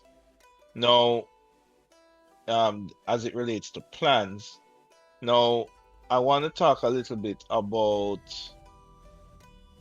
generating other views, for example, like the elevations. Give me 1 second here. The elevations and the sections, right? So we're still on the topic of generating views. Now, as you can see, we're going to focus more on the presentation views first, and then we're going to do the working drawings view, the next time. All right. All right, so let's proceed. As a presentation drawing, let's look at the other presentation drawings that we need to create. So if we look back on our list here, so we need to have a site plan as a presentation. So let's go over to our site plan. So switch to site plan. So this is what we had as our site plan before, right? We had this drawing here. We don't need this anymore. We're using that to create the contours. So what we need to do is, well, let us start from our we'll start from our view template that we created for presentation plans. So we do get a kind of a base look and feel already right out of the bucket. We also need, let's hide this view here. Now, if you remember our presentation plan, we turned off Topo Solid and a bunch of other stuff. So what we're going to do is we are going to go to presentation plans here, and then we're going to choose none, which is okay. So now we are left with what we had for presentation plans, but we can now modify it to suit our needs. So let's actually go to view and say view templates and create template from current view. So we're going to call this presentation site. And now in this presentation site plan, we're going to set up our own rules. So we're going to say we want to see the Topo Solid. We want the cut lines to be dashed, but we want them to be gray, perhaps. Here we go. And we want the projected lines to be dashed and also gray. Let's choose OK. And let's choose apply. Let's choose OK. Okay. Oh, let's apply presentation site plan. Okay, there we go. All right. So we don't want to have the gray for our site. So let's go back into presentation site plan, and where we have Topo Solid, we want the projection surface to not be visible. Let's apply that. Does this work? Actually, not topography. Oops. For Topo Solid, right? We don't want the surface to be visible, so we're going to say okay. Okay, let's make the transparency 100%. There we go. So now we can have the topo lines, but without the surface. Now here we have a generic model that's actually here, and in this case, this is the generic model that represented the cutout for the underground, the cutout for the rooms that goes into the Topo Solid.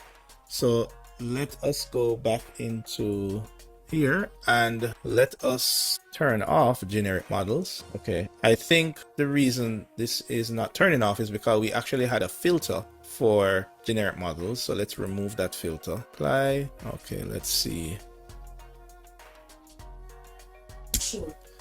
So the Topo Solid was hidden. So let me undo that. Oops, too far.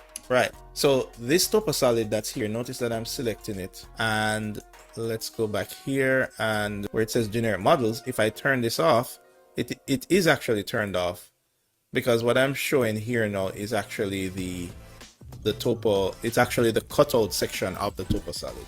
By just this line, which of course is a part of my Topo Solid, which is a solid object, I'm not able to necessarily edit the polygons, but I can use this feature in Modify.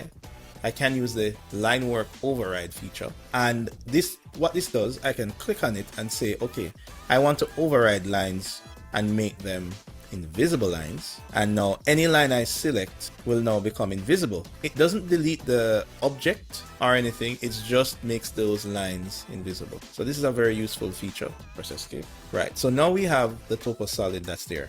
Now a couple other things, we probably want to edit the shadows. If you remember, we did choose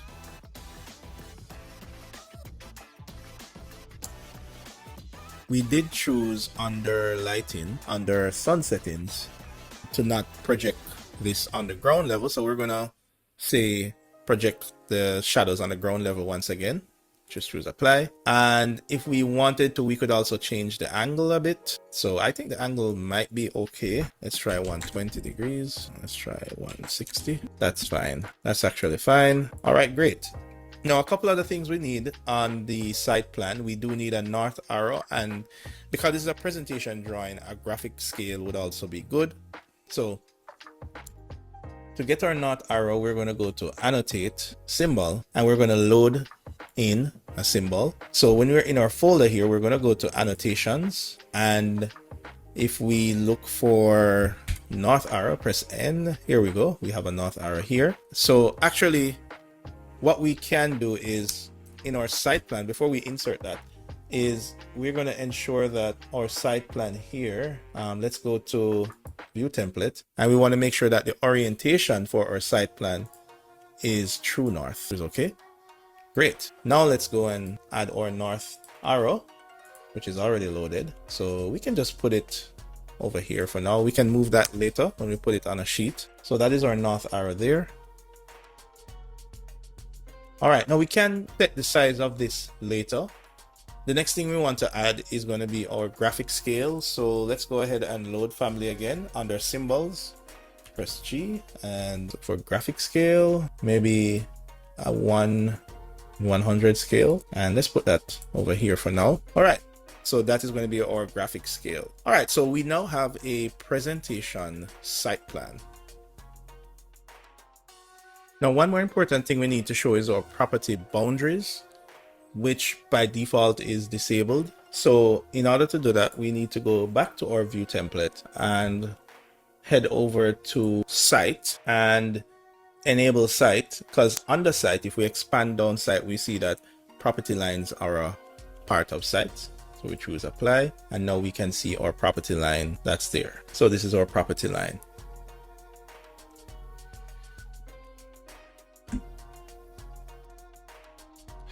So next on the list, we have a presentation building section. So now what we're going to do is determine which section is best displayed for the building section. So for now, we had created these sections just to help us with the modeling process. So what we're going to do is we don't need these sections anymore. So we're going to come back to them, but we're just going to remove them. All right. Right.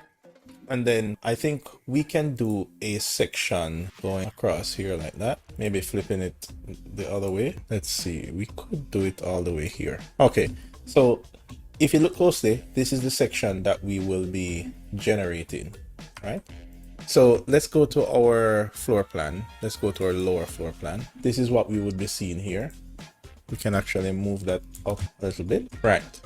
So in order to get a look on this section, we can either double click the tip right here, or we would see that we have a new section here and the default is section 1. And this is what the section looks like.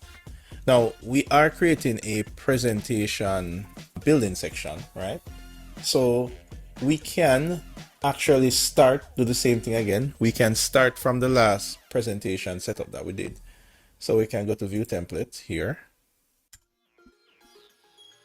And we can choose, this is a little trick here, we can choose back, we can go to and then choose architectural, we can choose presentation plans, right? And choose OK. So when we choose presentation plans, right away, we get the plan, which includes the legend showing the different rooms. So how about let's start from the presentation site plan, because for the presentation site plan, we We don't need a color scheme, so we're going to set that to none, right? Because for the presentation site plan, we don't need to see a color scheme. So we're just going to get the default colors. Now, if you remember, we use the presentation site plan to generate this view, which of course we don't need to be seeing the color schemes of each. So it didn't affect this view. Now, back to the section view, this would just be a starting point.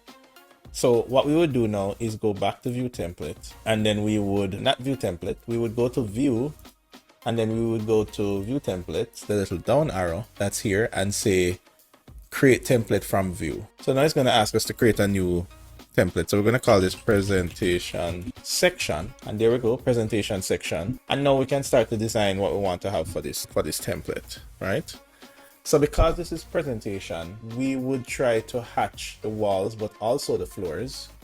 So we're going to go to visibility graphics. We're going to go to floors, and where it says cut pattern, we're going to use a background fill, and we're going to fill that with black. Now we want to do the same thing for the roof. Pretty much anywhere there's going to be a cut, we want to have it as a fill with black. So walls, roof, and floors is done, and walls, we already had the walls cut already. We can choose OK. Oh, let's change this to presentation section so we can see where they're hatched in there. Now the other thing we need for a section is we don't need to be showing these other views, right? The only views we need to show is probably the lower, the upper, and the roof. So these other views we created were really temporary views. So, well, because the sizes of the labels are so big, let's assume that we are going to work with a smaller scale. So what we're going to do is we're going to go back to view template, and we're going to say, let this scale be 1:50. Now, choose OK. All right, there we go. Now we may adjust this when we actually start to put it on the sheet. The next thing we want to do is, these lines are very distracting. So what we want to do is hide all the other levels except the one in blue.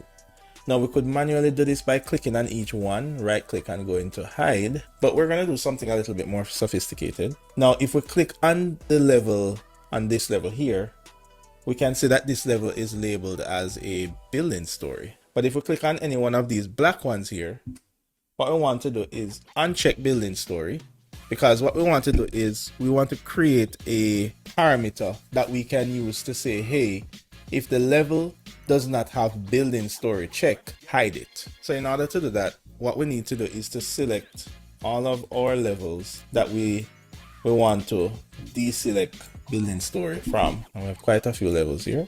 So we want to deselect building story. Now that isn't going to do anything, but what happens now is that we would go into the view template. Then we're going to go over to override filters, and we're going to do something similar again. Now we're going to create a new filter, and we're going to call this filter select temporary levels. That's what we're going to call them, temporary levels, because we don't want those levels to be showing up in our plan. We just needed it to do the model. So in order to select temporary levels, we want to select everything that is a level, and then we're going to add another rule which says that if the level building story is equal to no. So we want to select, so let's do this again. We want to select all levels with a category of levels, and the level that has the building story parameter set to no. So we're going to choose OK on that, and then we're going to add this rule, and here it is here now. So right now we are selecting all the levels in this view that does not have the building level highlighted. So what we want to say is that any level that it selects, we want the visibility to be turned off. If we apply that, notice that all those levels disappear because those levels all have the building story unchecked. So we choose OK and OK. So now we just have these few levels. So we're drawing is starting to look a little bit cleaner. Now the next thing we want to do is adjust the transparency on the terrain, because it looks. No, that might be a little bit parameters in Revit is kind of going a little bit into the advanced section of Revit. So I figured I would try to introduce you just to a little bit of editing parameters. So if you are not clear on how to do that, remember you can ask me questions during class, right? But all we did is set up a parameter to hide levels that we don't want to see. right? And of course, you can do it the manual way of clicking on a level and choose hide, or you can set up a rule that automatically hides a level once you uncheck it as a building story. So those are the two options. All right, good luck when you are initiating that feature.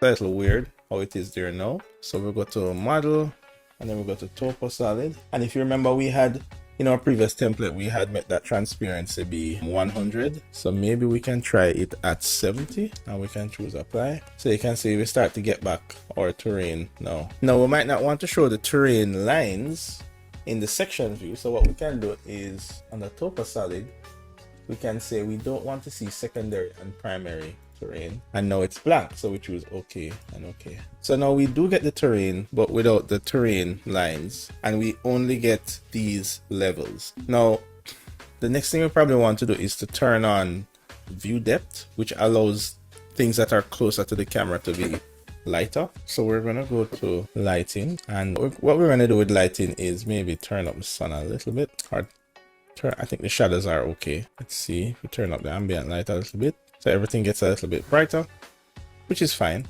So now what we want to do is go to depth queue, and we want to show depth and apply that. So now you can see this in the background is much lighter, and we can adjust how light we want the lightest values to be. So I might want to carry that up. All right, so there we go. Now if we turn off other, then this is what we would get for our presentation section. Now there's a couple other things that we can do to this presentation drawing. One of the things we notice is that this area here, which is our this opening, let's take a better look on this. If I click on this and then I go to this tool here, it will show me that little area here, and then I can open up this box, right? So what's happening is that the height of this area here is too short, so it needs to be as high pretty much as up here. So we could just adjust that. There we go, adjust the opening. Let's use the align tool and let's align it to here like that. There we go. So let's go back to our view now. So now you can see that this is now open all the way up top, and we are seeing those roof members there. We're seeing the elevator doors here. And yes, these doors are quite tall, actually. I'm thinking that these doors need to be a bit shorter. Right now, if I click on it, and let's see, the top offset is going all the way to the ceiling. We could let them be a bit shorter. So I would do a top offset of about 2 feet, or rather minus 600. There we go. All right, I think that's looking a little better. Let me see how that looks in 3D. Right, so I think that's looking a little bit better. And then the height of inside here can be a bit shorter as well, or you know what, I'm going to leave it at the same height.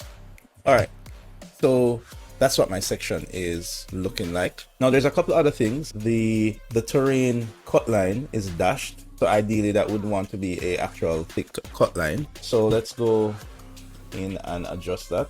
So we need to adjust the view template in order to change that. So we're going to go to view template, go to model overrides, and then we're going to look for the terrain, the topo solid, and we want to change the cut outline from a dash to preferably a thick line. So the pattern is going to be no override, and the line weight, let's see what they give us. That's good.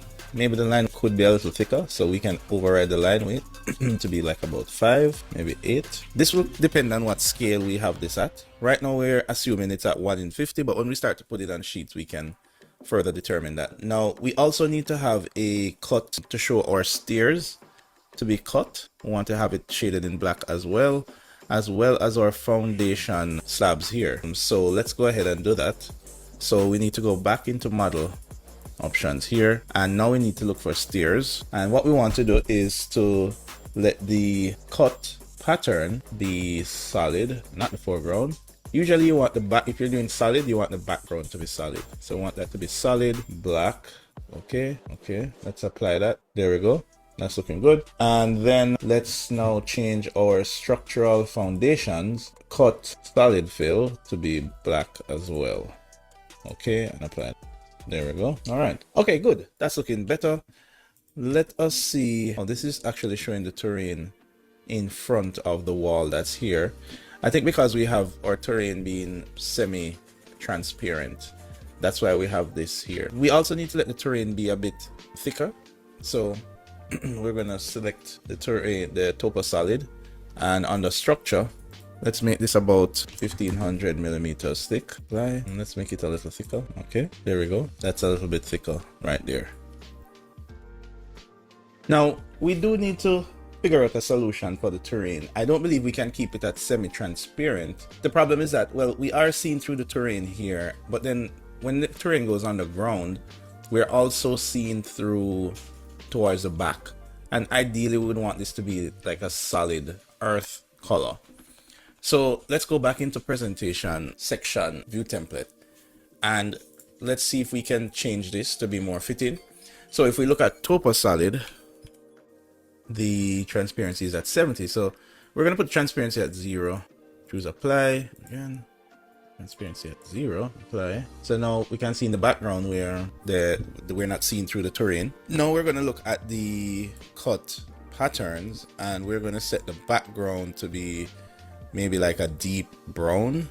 This is more red, so we're going to get closer to this point here, make it like a brown color, and we're going to choose okay. Oh, we need to choose it solid fill. Then let's go back again. The foreground, we want to give it a earth like color, a texture, so we can choose the earth texture here, and the color for that can be, we can actually use 2 shades of brown. So we could use a darker brown, and then for the background we could use a lighter brown here, and like that.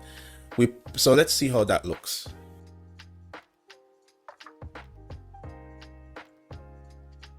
So let's choose apply and we see how that looks there. The color needs to be the reason why there's a difference in the color between these two is because of the lighting. So let's choose okay.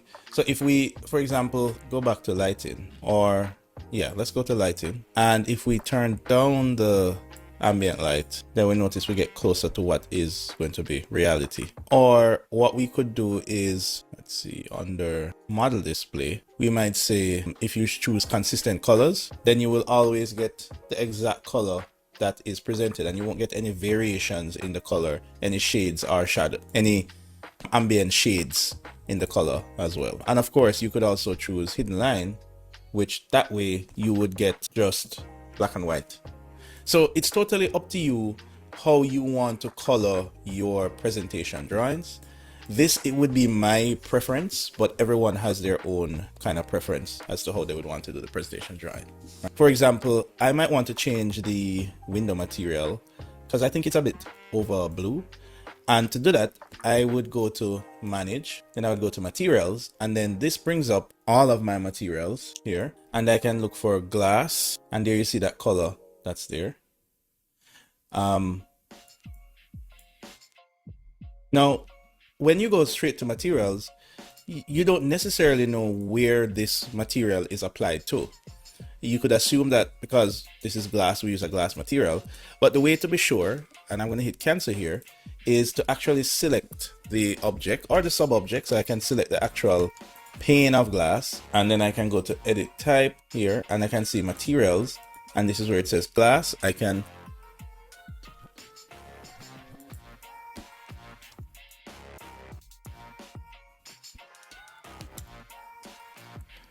click the 3 dots here, and it says, okay, this is that material. So now you can be absolutely sure.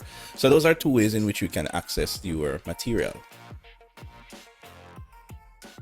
Now, what I would want to do is let us use our surface patterns, and we're going to choose a background color here. We're going to choose a blue. This time we can make it a bit lighter. And then for a pattern, we're going to choose solid fill and choose apply. And there you can see now our glass color has changed. So notice that when we set up this, it overrides the original color. Now remember, this is also being influenced by the sun based on our rendering type. So that it might not look exactly, when you choose that rendering style, it might not look exactly as what you have in the material settings. Now, additionally, you might notice that the foundation walls and the foundation feet are not showing in an ideal way. So for example, they're not hatched anymore in black. And a good way to show this, let me go to the 3D view here, and I'll just expand the scope box to below. If you notice, what's happening is that the surface of the terrain, the topo solid, and the surface of the walls are actually z-fighting, meaning that the two solids are intersecting each other. Ideally, what you want to do is to cut out this wall out of the topo solid, and that way it would show more appropriately. So let's look at that. So what we can do is select the topo solid, or rather we can go to modify, cut, select the topo solid, then select the object that you want to cut out. Notice how this is now showing properly. Let's do that again. Let's choose cut tool, select the topo solid, and this time let's choose this wall. Now if we take a look on our section, we need to find this exact section, so let's move this up some more, over this way. Okay, let's carry this over some more. There we go. So this would be a 3D version of this section here. So it cut through this, so let's do this now. Let's go to cut, select the topo solid, select that, let's repeat the process, select the wall, and let's look back at the section tool. Now you can see that it's cut properly because we have now subtracted these elements from the topo solid. So let's do that again for these other areas. So select the topo solid, select cut, topo solid, and there. I can press enter to repeat the last command. Select the wall, let's undo that. So some of them is better to do in 3D. So here we go, there we go. And then this one again, there we go. So if we look at the section tool, now we have the feet properly showing. Now this area under here, the reason we have that is, and if you want to investigate the reasons for certain visual representation, all you need to do is to select the object in question and then just hit the 3D view button here.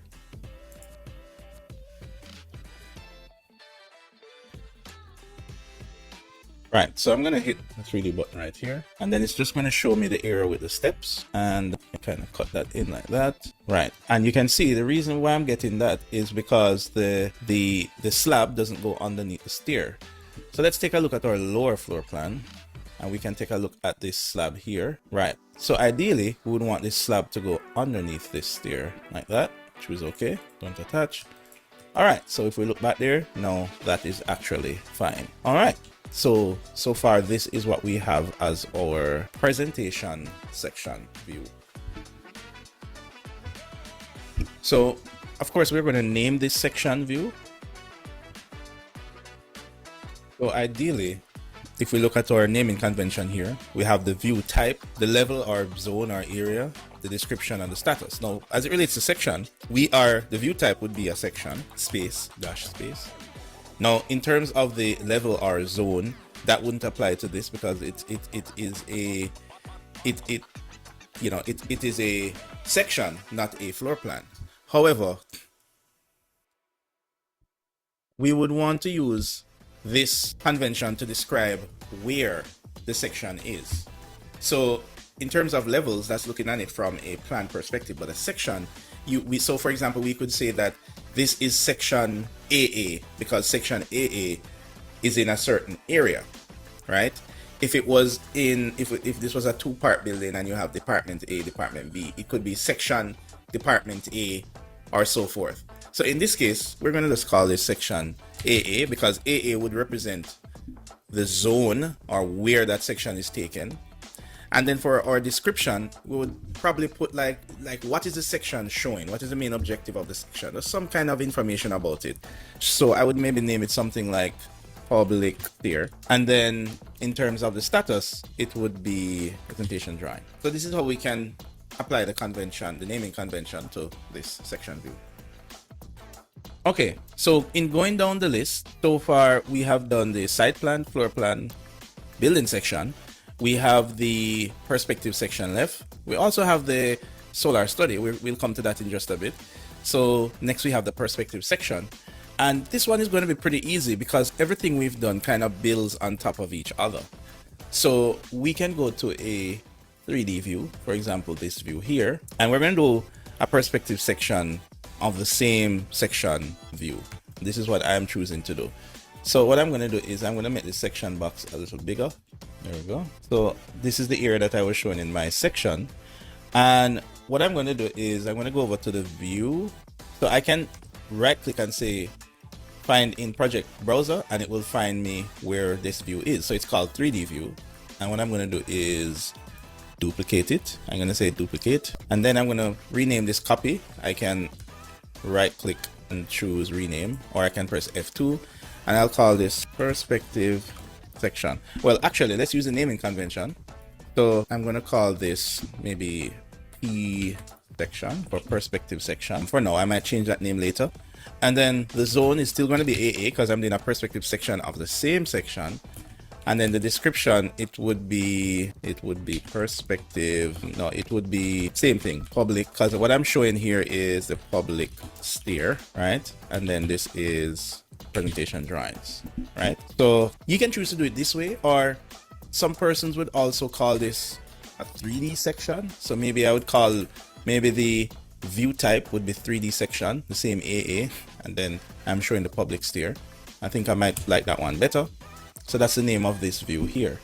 Now all I'm going to do is I'm going to take the view that gives me the same, pretty much the same view as the section, right? Then I'm going to apply the same view template. So I'm going to go to view template. Now notice that I'm not seeing perspective section here, but that's okay. What I will do is I will go to view type and show all, and then I will choose perspective section and choose OK. Now that gets me the 3D view looking pretty much just like the section view. But here the trick is I'm going to go back to my view template again and choose none. So now it's no longer tied to that view template. Then I'm going to go back to view and say view template, create template from current view. And this time I can name this perspective section. Choose OK. All right, good stuff. So when I have this showing like this, then I can say OK. So now this is a view template for the 3D view. Okay, let me choose it. There we go. All right. Now I'm going to just simply right click the view cube and say change to a perspective view. And then you can see now I have a perspective section view of our building. Now we might have to change our view slightly. We can also change the lighting a bit so that we can see a little bit more. So we might also change our view angle as well. So one thing is for sure that this will be pretty dark when it's shown on a screen. So what we're going to do is let's go to our view template and let's go to lighting, and we want to just crank up that ambient lighting, maybe crank up the sun a little bit. We can leave the shadows as is, choose apply. So now it's a little brighter. Now we may change our view angle, so we'll come back to this, because the whole purpose of a perspective section is that we want to be showing more than a 2D section. And if I go back to my perspective section here, the benefit of a perspective section is that we have depth. So we would want to manipulate this view to show a bit more depth, to show more than what a 2D section would be able to show. Now, the thing is, perspective views are a little bit tricky to do, especially when you put them on sheets. So what we're going to do is we are going to leave this perspective view, the changing of the angle of the perspective view, for when we start to put these on sheets, because the scale of the perspective will matter and based on where we place it on the sheet. So we will return to this view to manipulate it a little later. Now we're going to do the same. Now we're going to do the next one, which is 3D perspective view, and the same thing. We're going to go back to 3D view here. This time we're going to turn off the section box. There we go. And we can try and determine what would be a good view. Maybe it's a view showing up the stairs, or maybe it's a view showing this entrance here, right? What can give you a hint is if you look at our initial views, right? We have some initial views which are pretty great in our sketches. So maybe we would want to show a view similar to the sketch. So for example, this view looks pretty interesting here. So we'll do the same thing again. We're going to take our 3D view and we're going to duplicate it. This is our 3D section view. And in the copy, we're going to rename it. And maybe we call this now, what kind of view is it? It's a perspective. And maybe in terms of where is the perspective primarily showing? Well, remember, based on our naming convention, we want to talk about the zone or the level. So the general area that this view is trying to communicate. So in this case, we could say that, okay, this perspective view is primarily showing the northeast facade. So we could say northeast, right? Because it's primarily, that's the primary zone in which it's looking. We could say that, or we could give it another name. So for example, if we said that we had, if we look on the plan here, we said that this is elevation 1, elevation 1, elevation 2. So this is elevation 5. So we could say that the zone of this perspective is showing elevation 1 primarily. So instead of northeast, we could say elevation 1, because maybe that is the general zone that it's looking. So any one of those could probably do, but this is what we're trying to do is follow our naming convention, right? And then our description will be, maybe we are showing the entrance, we're showing the entrance to the temporary exhibition. So we want to just call this one entry areas. Let's just call it that. And then it's going to be a presentation drawing. So this is how this view would fit into our naming convention. So what we're going to do is, you can remember, originally we copied the section view.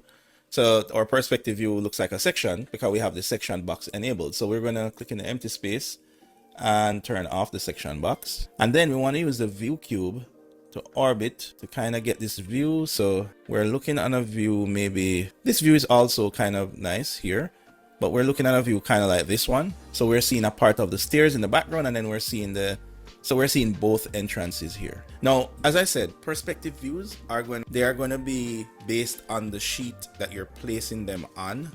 So we're not going to get too specific about our perspective view just yet. We just want to catch the main idea, and then we're going to leave it there for now, right? We're going to leave it here for now.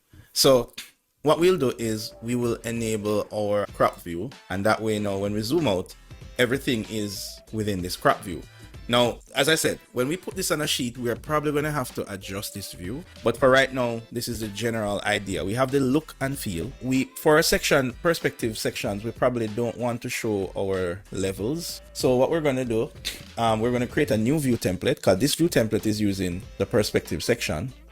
Let's look back at our perspective section here, which is also showing our levels as well. You can see them here and here. Now, we could say that our perspective view and our perspective section could use the same view template if we have similar needs for both of them, right? That is one approach. So you could name the view template for this view, maybe just perspective views. So that is one approach. So let's try that out. And if it doesn't work, we can always change it later. So we're going to go back to this view and we're going to rename it. Since we're using it both for perspective section and perspective view, we're just going to call this perspective presentation views. So that's what we rename it, because we're using this view template with more than one view types. Then we're going to go into annotation overrides, and we're going to look for levels, and we want to disable levels because we don't want to show the levels in our 3D view. So now the levels are gone, and then we're left with this here. Now, if in the future we want to do something only to this view and not have it affect the 3D perspective view, then we would have to now separate these view templates. Another thing we can do, we don't need to see the section box as well. So let's go back into view templates here, and we could turn off the section box. Section box is found under the annotate categories. We could turn them off. However, my recommendation, because sometimes you might want to modify the section box, you could change it to white as well, so that way it's always there, but you're just unable to see it. So that's totally up to you what you want to do. In my case, I'm going to just turn it off. So now we don't have the section box in our perspective view. Let's also enable the crop view option, right? So that's showing our crop view, and I can turn it on so we can see what crop of the view will look like. Now, as I said, we will go into more detail about this crop view when we actually put it on a sheet. I can tell you from now, don't spend time customizing your perspective views until you actually decide where on the sheet you want to place them, because that can totally upend all the work you've done to get the perfect view. And you'll see why when we start to put them on a sheet. We just need a general idea, and then we move forward from there. All right, so if we go back to our sheet listed here, we now have our 3D perspective view. Now what we want to do is take a look on our solar study using our Revit model. Now we did explore doing an early solar study in the pre-design phase, but let's say we want to make the solar study a part of the presentation using our final BIM model. So Revit can do solar studies, and we're going to be doing a solar study here, which arguably would be a bit more accurate because we have the final model here. So let's explore the features. Now before I dive into the buttons of where to turn on or turn off the solar study settings, first let's look at one of the purpose of a solar study. It's usually to study how the sun, how the shadows affect the building throughout the day, throughout the different seasons, right? And sometimes there is usually an objective for this, apart from just saying, oh, this is where the shadows will be. For this particular project, being an exhibition room, there is an ability to allow natural sunlight into the room, and that may make or break a particular exhibition, right?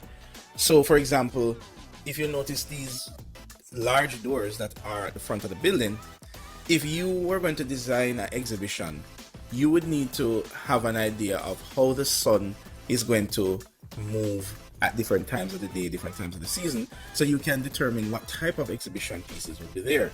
There might be pieces that require direct sunlight, or there might be pieces that should avoid direct sunlight.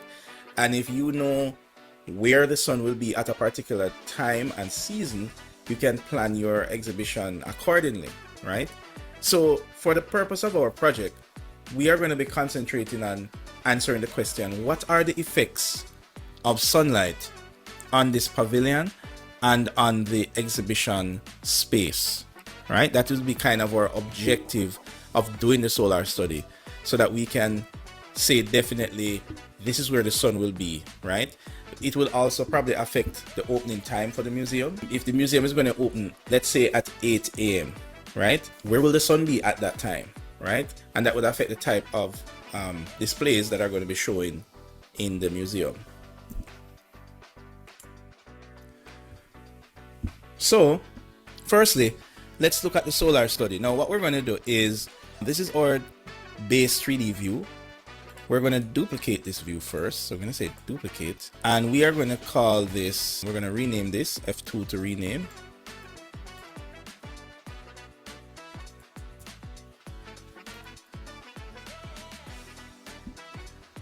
And for now, we're going to call it solar study, right? And we're going to say solar study, the zone is total building, and the description is, let's say, total building. Let's go back to the zone. The zone is going to be, let's just say the zone is the building, and the description is going to be total building, because we're studying the solar study on the total building, right?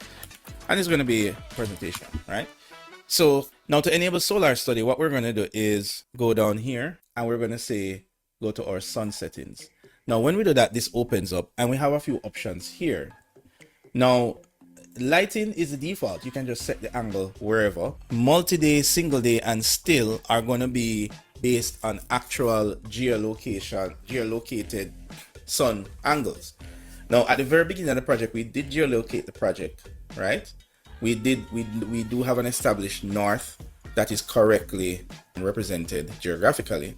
So our solar studies should be accurate. Now, single day is simply just saying, where will the sun be at this point in time, at this date, at this point in time? Multi-day is saying, okay, give me the sun path between these two times and these two dates. So between the 21st of March to the 4th of April, 12 p.m. Now, for a multi-day, for example, you can base it on just your settings in the editor, in Revit, or you can base it based on spring, the different seasons, so spring, summer, fall, or winter.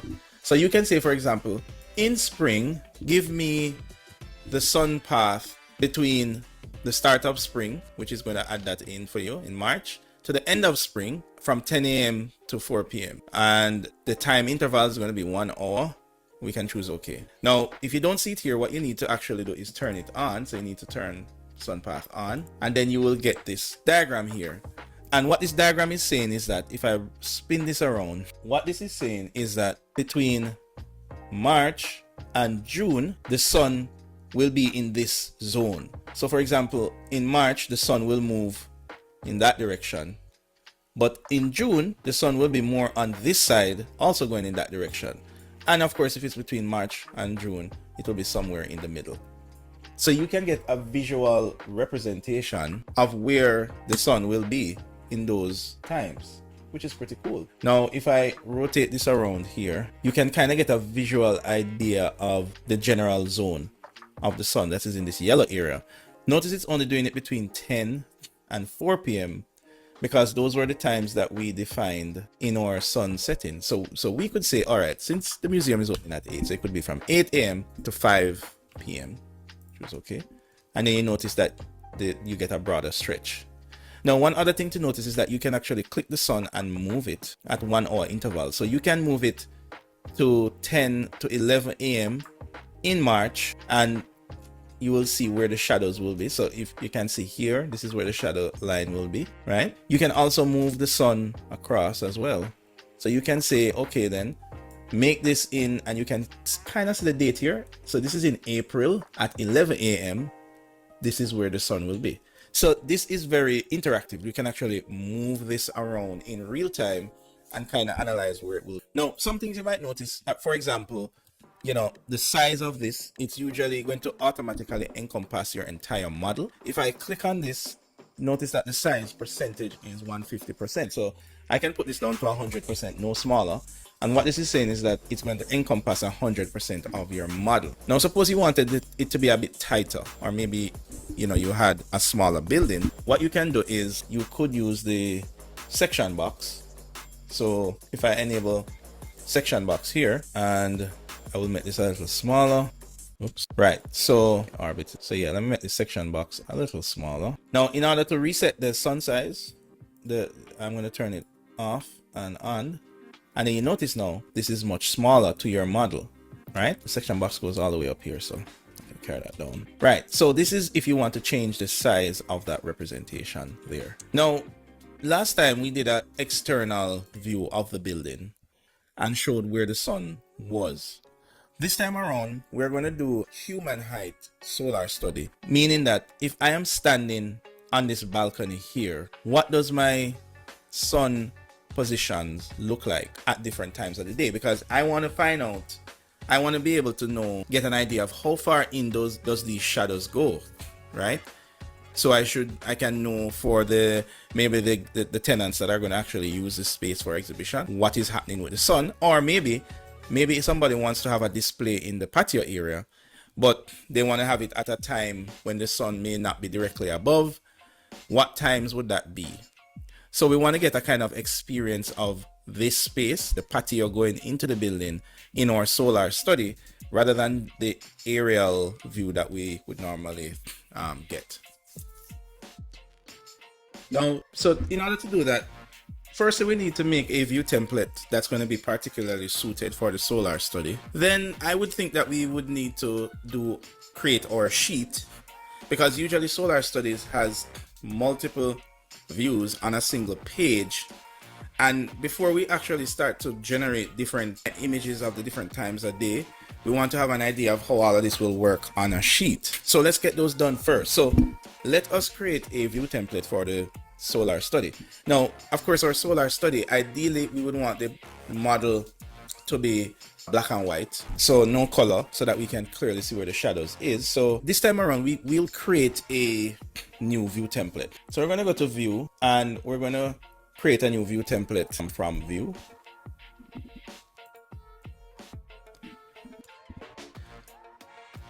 But before we do this, before we create the view template, let's try and create a view template another way, right? Let us configure our view first and then turn it into a view template, since we haven't done it using that method before. So let's configure our view. So we're going to go down here to where we have our visual style, and we're going to say we want this to be hidden line. Let's go back again into visual style, and let's go to graphic style options, and we want our shadows. We want to show ambient shadows. Under lighting, I think this is okay. Maybe the shadows I think is okay, so we're going to leave that. Let's choose okay. We don't want to show any levels, so we want to click on the level, right click, and say override by category, right? So there's a difference between override by element. It means that we'll just be hiding this one level, but by category means that we'll be hiding the entire category. So we want to turn off the visibility for the entire category. We also want to hide the section, the scope box as well. So we're going to do the same thing, override by category, turn that off. We don't want to show section box as well. We're going to do the same thing. All right. So I think that is it there. Let's also make this a little tighter. So let me show back my scope box. I'm carrying my scope box to be a little tighter around our model. All right, there we go. So this will be the look and feel that we will have for our solar study. In terms of the view angle, I think that's good because we can see inside and we can also see the patio that's there. All right, great. Now, before we start to have multiple solar study views, let us work on our sheet so we can have an idea of how many we can fit on a sheet, and let us start to lay out our sheets. So now that All right, guys. So that is going to do it for setting up our views, right? We did cover a lot of things, and I know that maybe some of us wouldn't be able to follow directly as we're doing it. As usual, the recordings will be available, right? But all of this explanation that was done today was with the assumption that you have the model already. This is how you configure the model to get your presentation drawing sheets. Now, we have another segment of this to go through, which is going to be how do you get your working drawing sheets, right? And we're going to tackle that one next week, right? When you come to class later, we're going to create some title blocks. We're going to do that live in class. So it doesn't matter if you were able to create your drawing views. It doesn't matter. You can still create your title blocks. All right. And we're going to do that one in class. So make sure you have your Revit ready, right? We're going to do it from scratch. So it doesn't matter. You're not going to use your model to create these title blocks. But we're going to talk about, at minimum, I want us to be able to create a sheet and put a drawing on a sheet, even if that drawing is not complete. All right, guys. All right. Cool. All right, so I'm going to see you later. That is it for class today, right? I will have this recording up ASAP so that we can continue our model. Remember, we have one more week for our major project to be handed in, right? We've been working on this for quite a while, so I'm looking forward to having everyone submit their drawing, their drawings on time so that we can mark them and you guys can get your A's and A pluses. That's what I'm looking forward to. All right. Okay. That's it. I will see you later, guys. Take care. Excuse me, sir. Before you leave, could you look out for an email from me later today, please? Yes, sure. Sure, Tarek. All right, thanks, sir. Yeah, man. You can also message me when you send it as well. All right. All right, sir. Will do. Cool, cool. All right, guys. Take it easy. Wait, sir, one more thing also. Uh-huh. Yeah, so when I was like earlier in the semester when you told me that I didn't need to do the register for class again because you had my ID number and whatever. Right. Um, are they on the check grades thing or Um, because why I don't see you're my not seeing your name? no. Okay. Hold on a sec. Let me check on it. Let me stop Okay. this.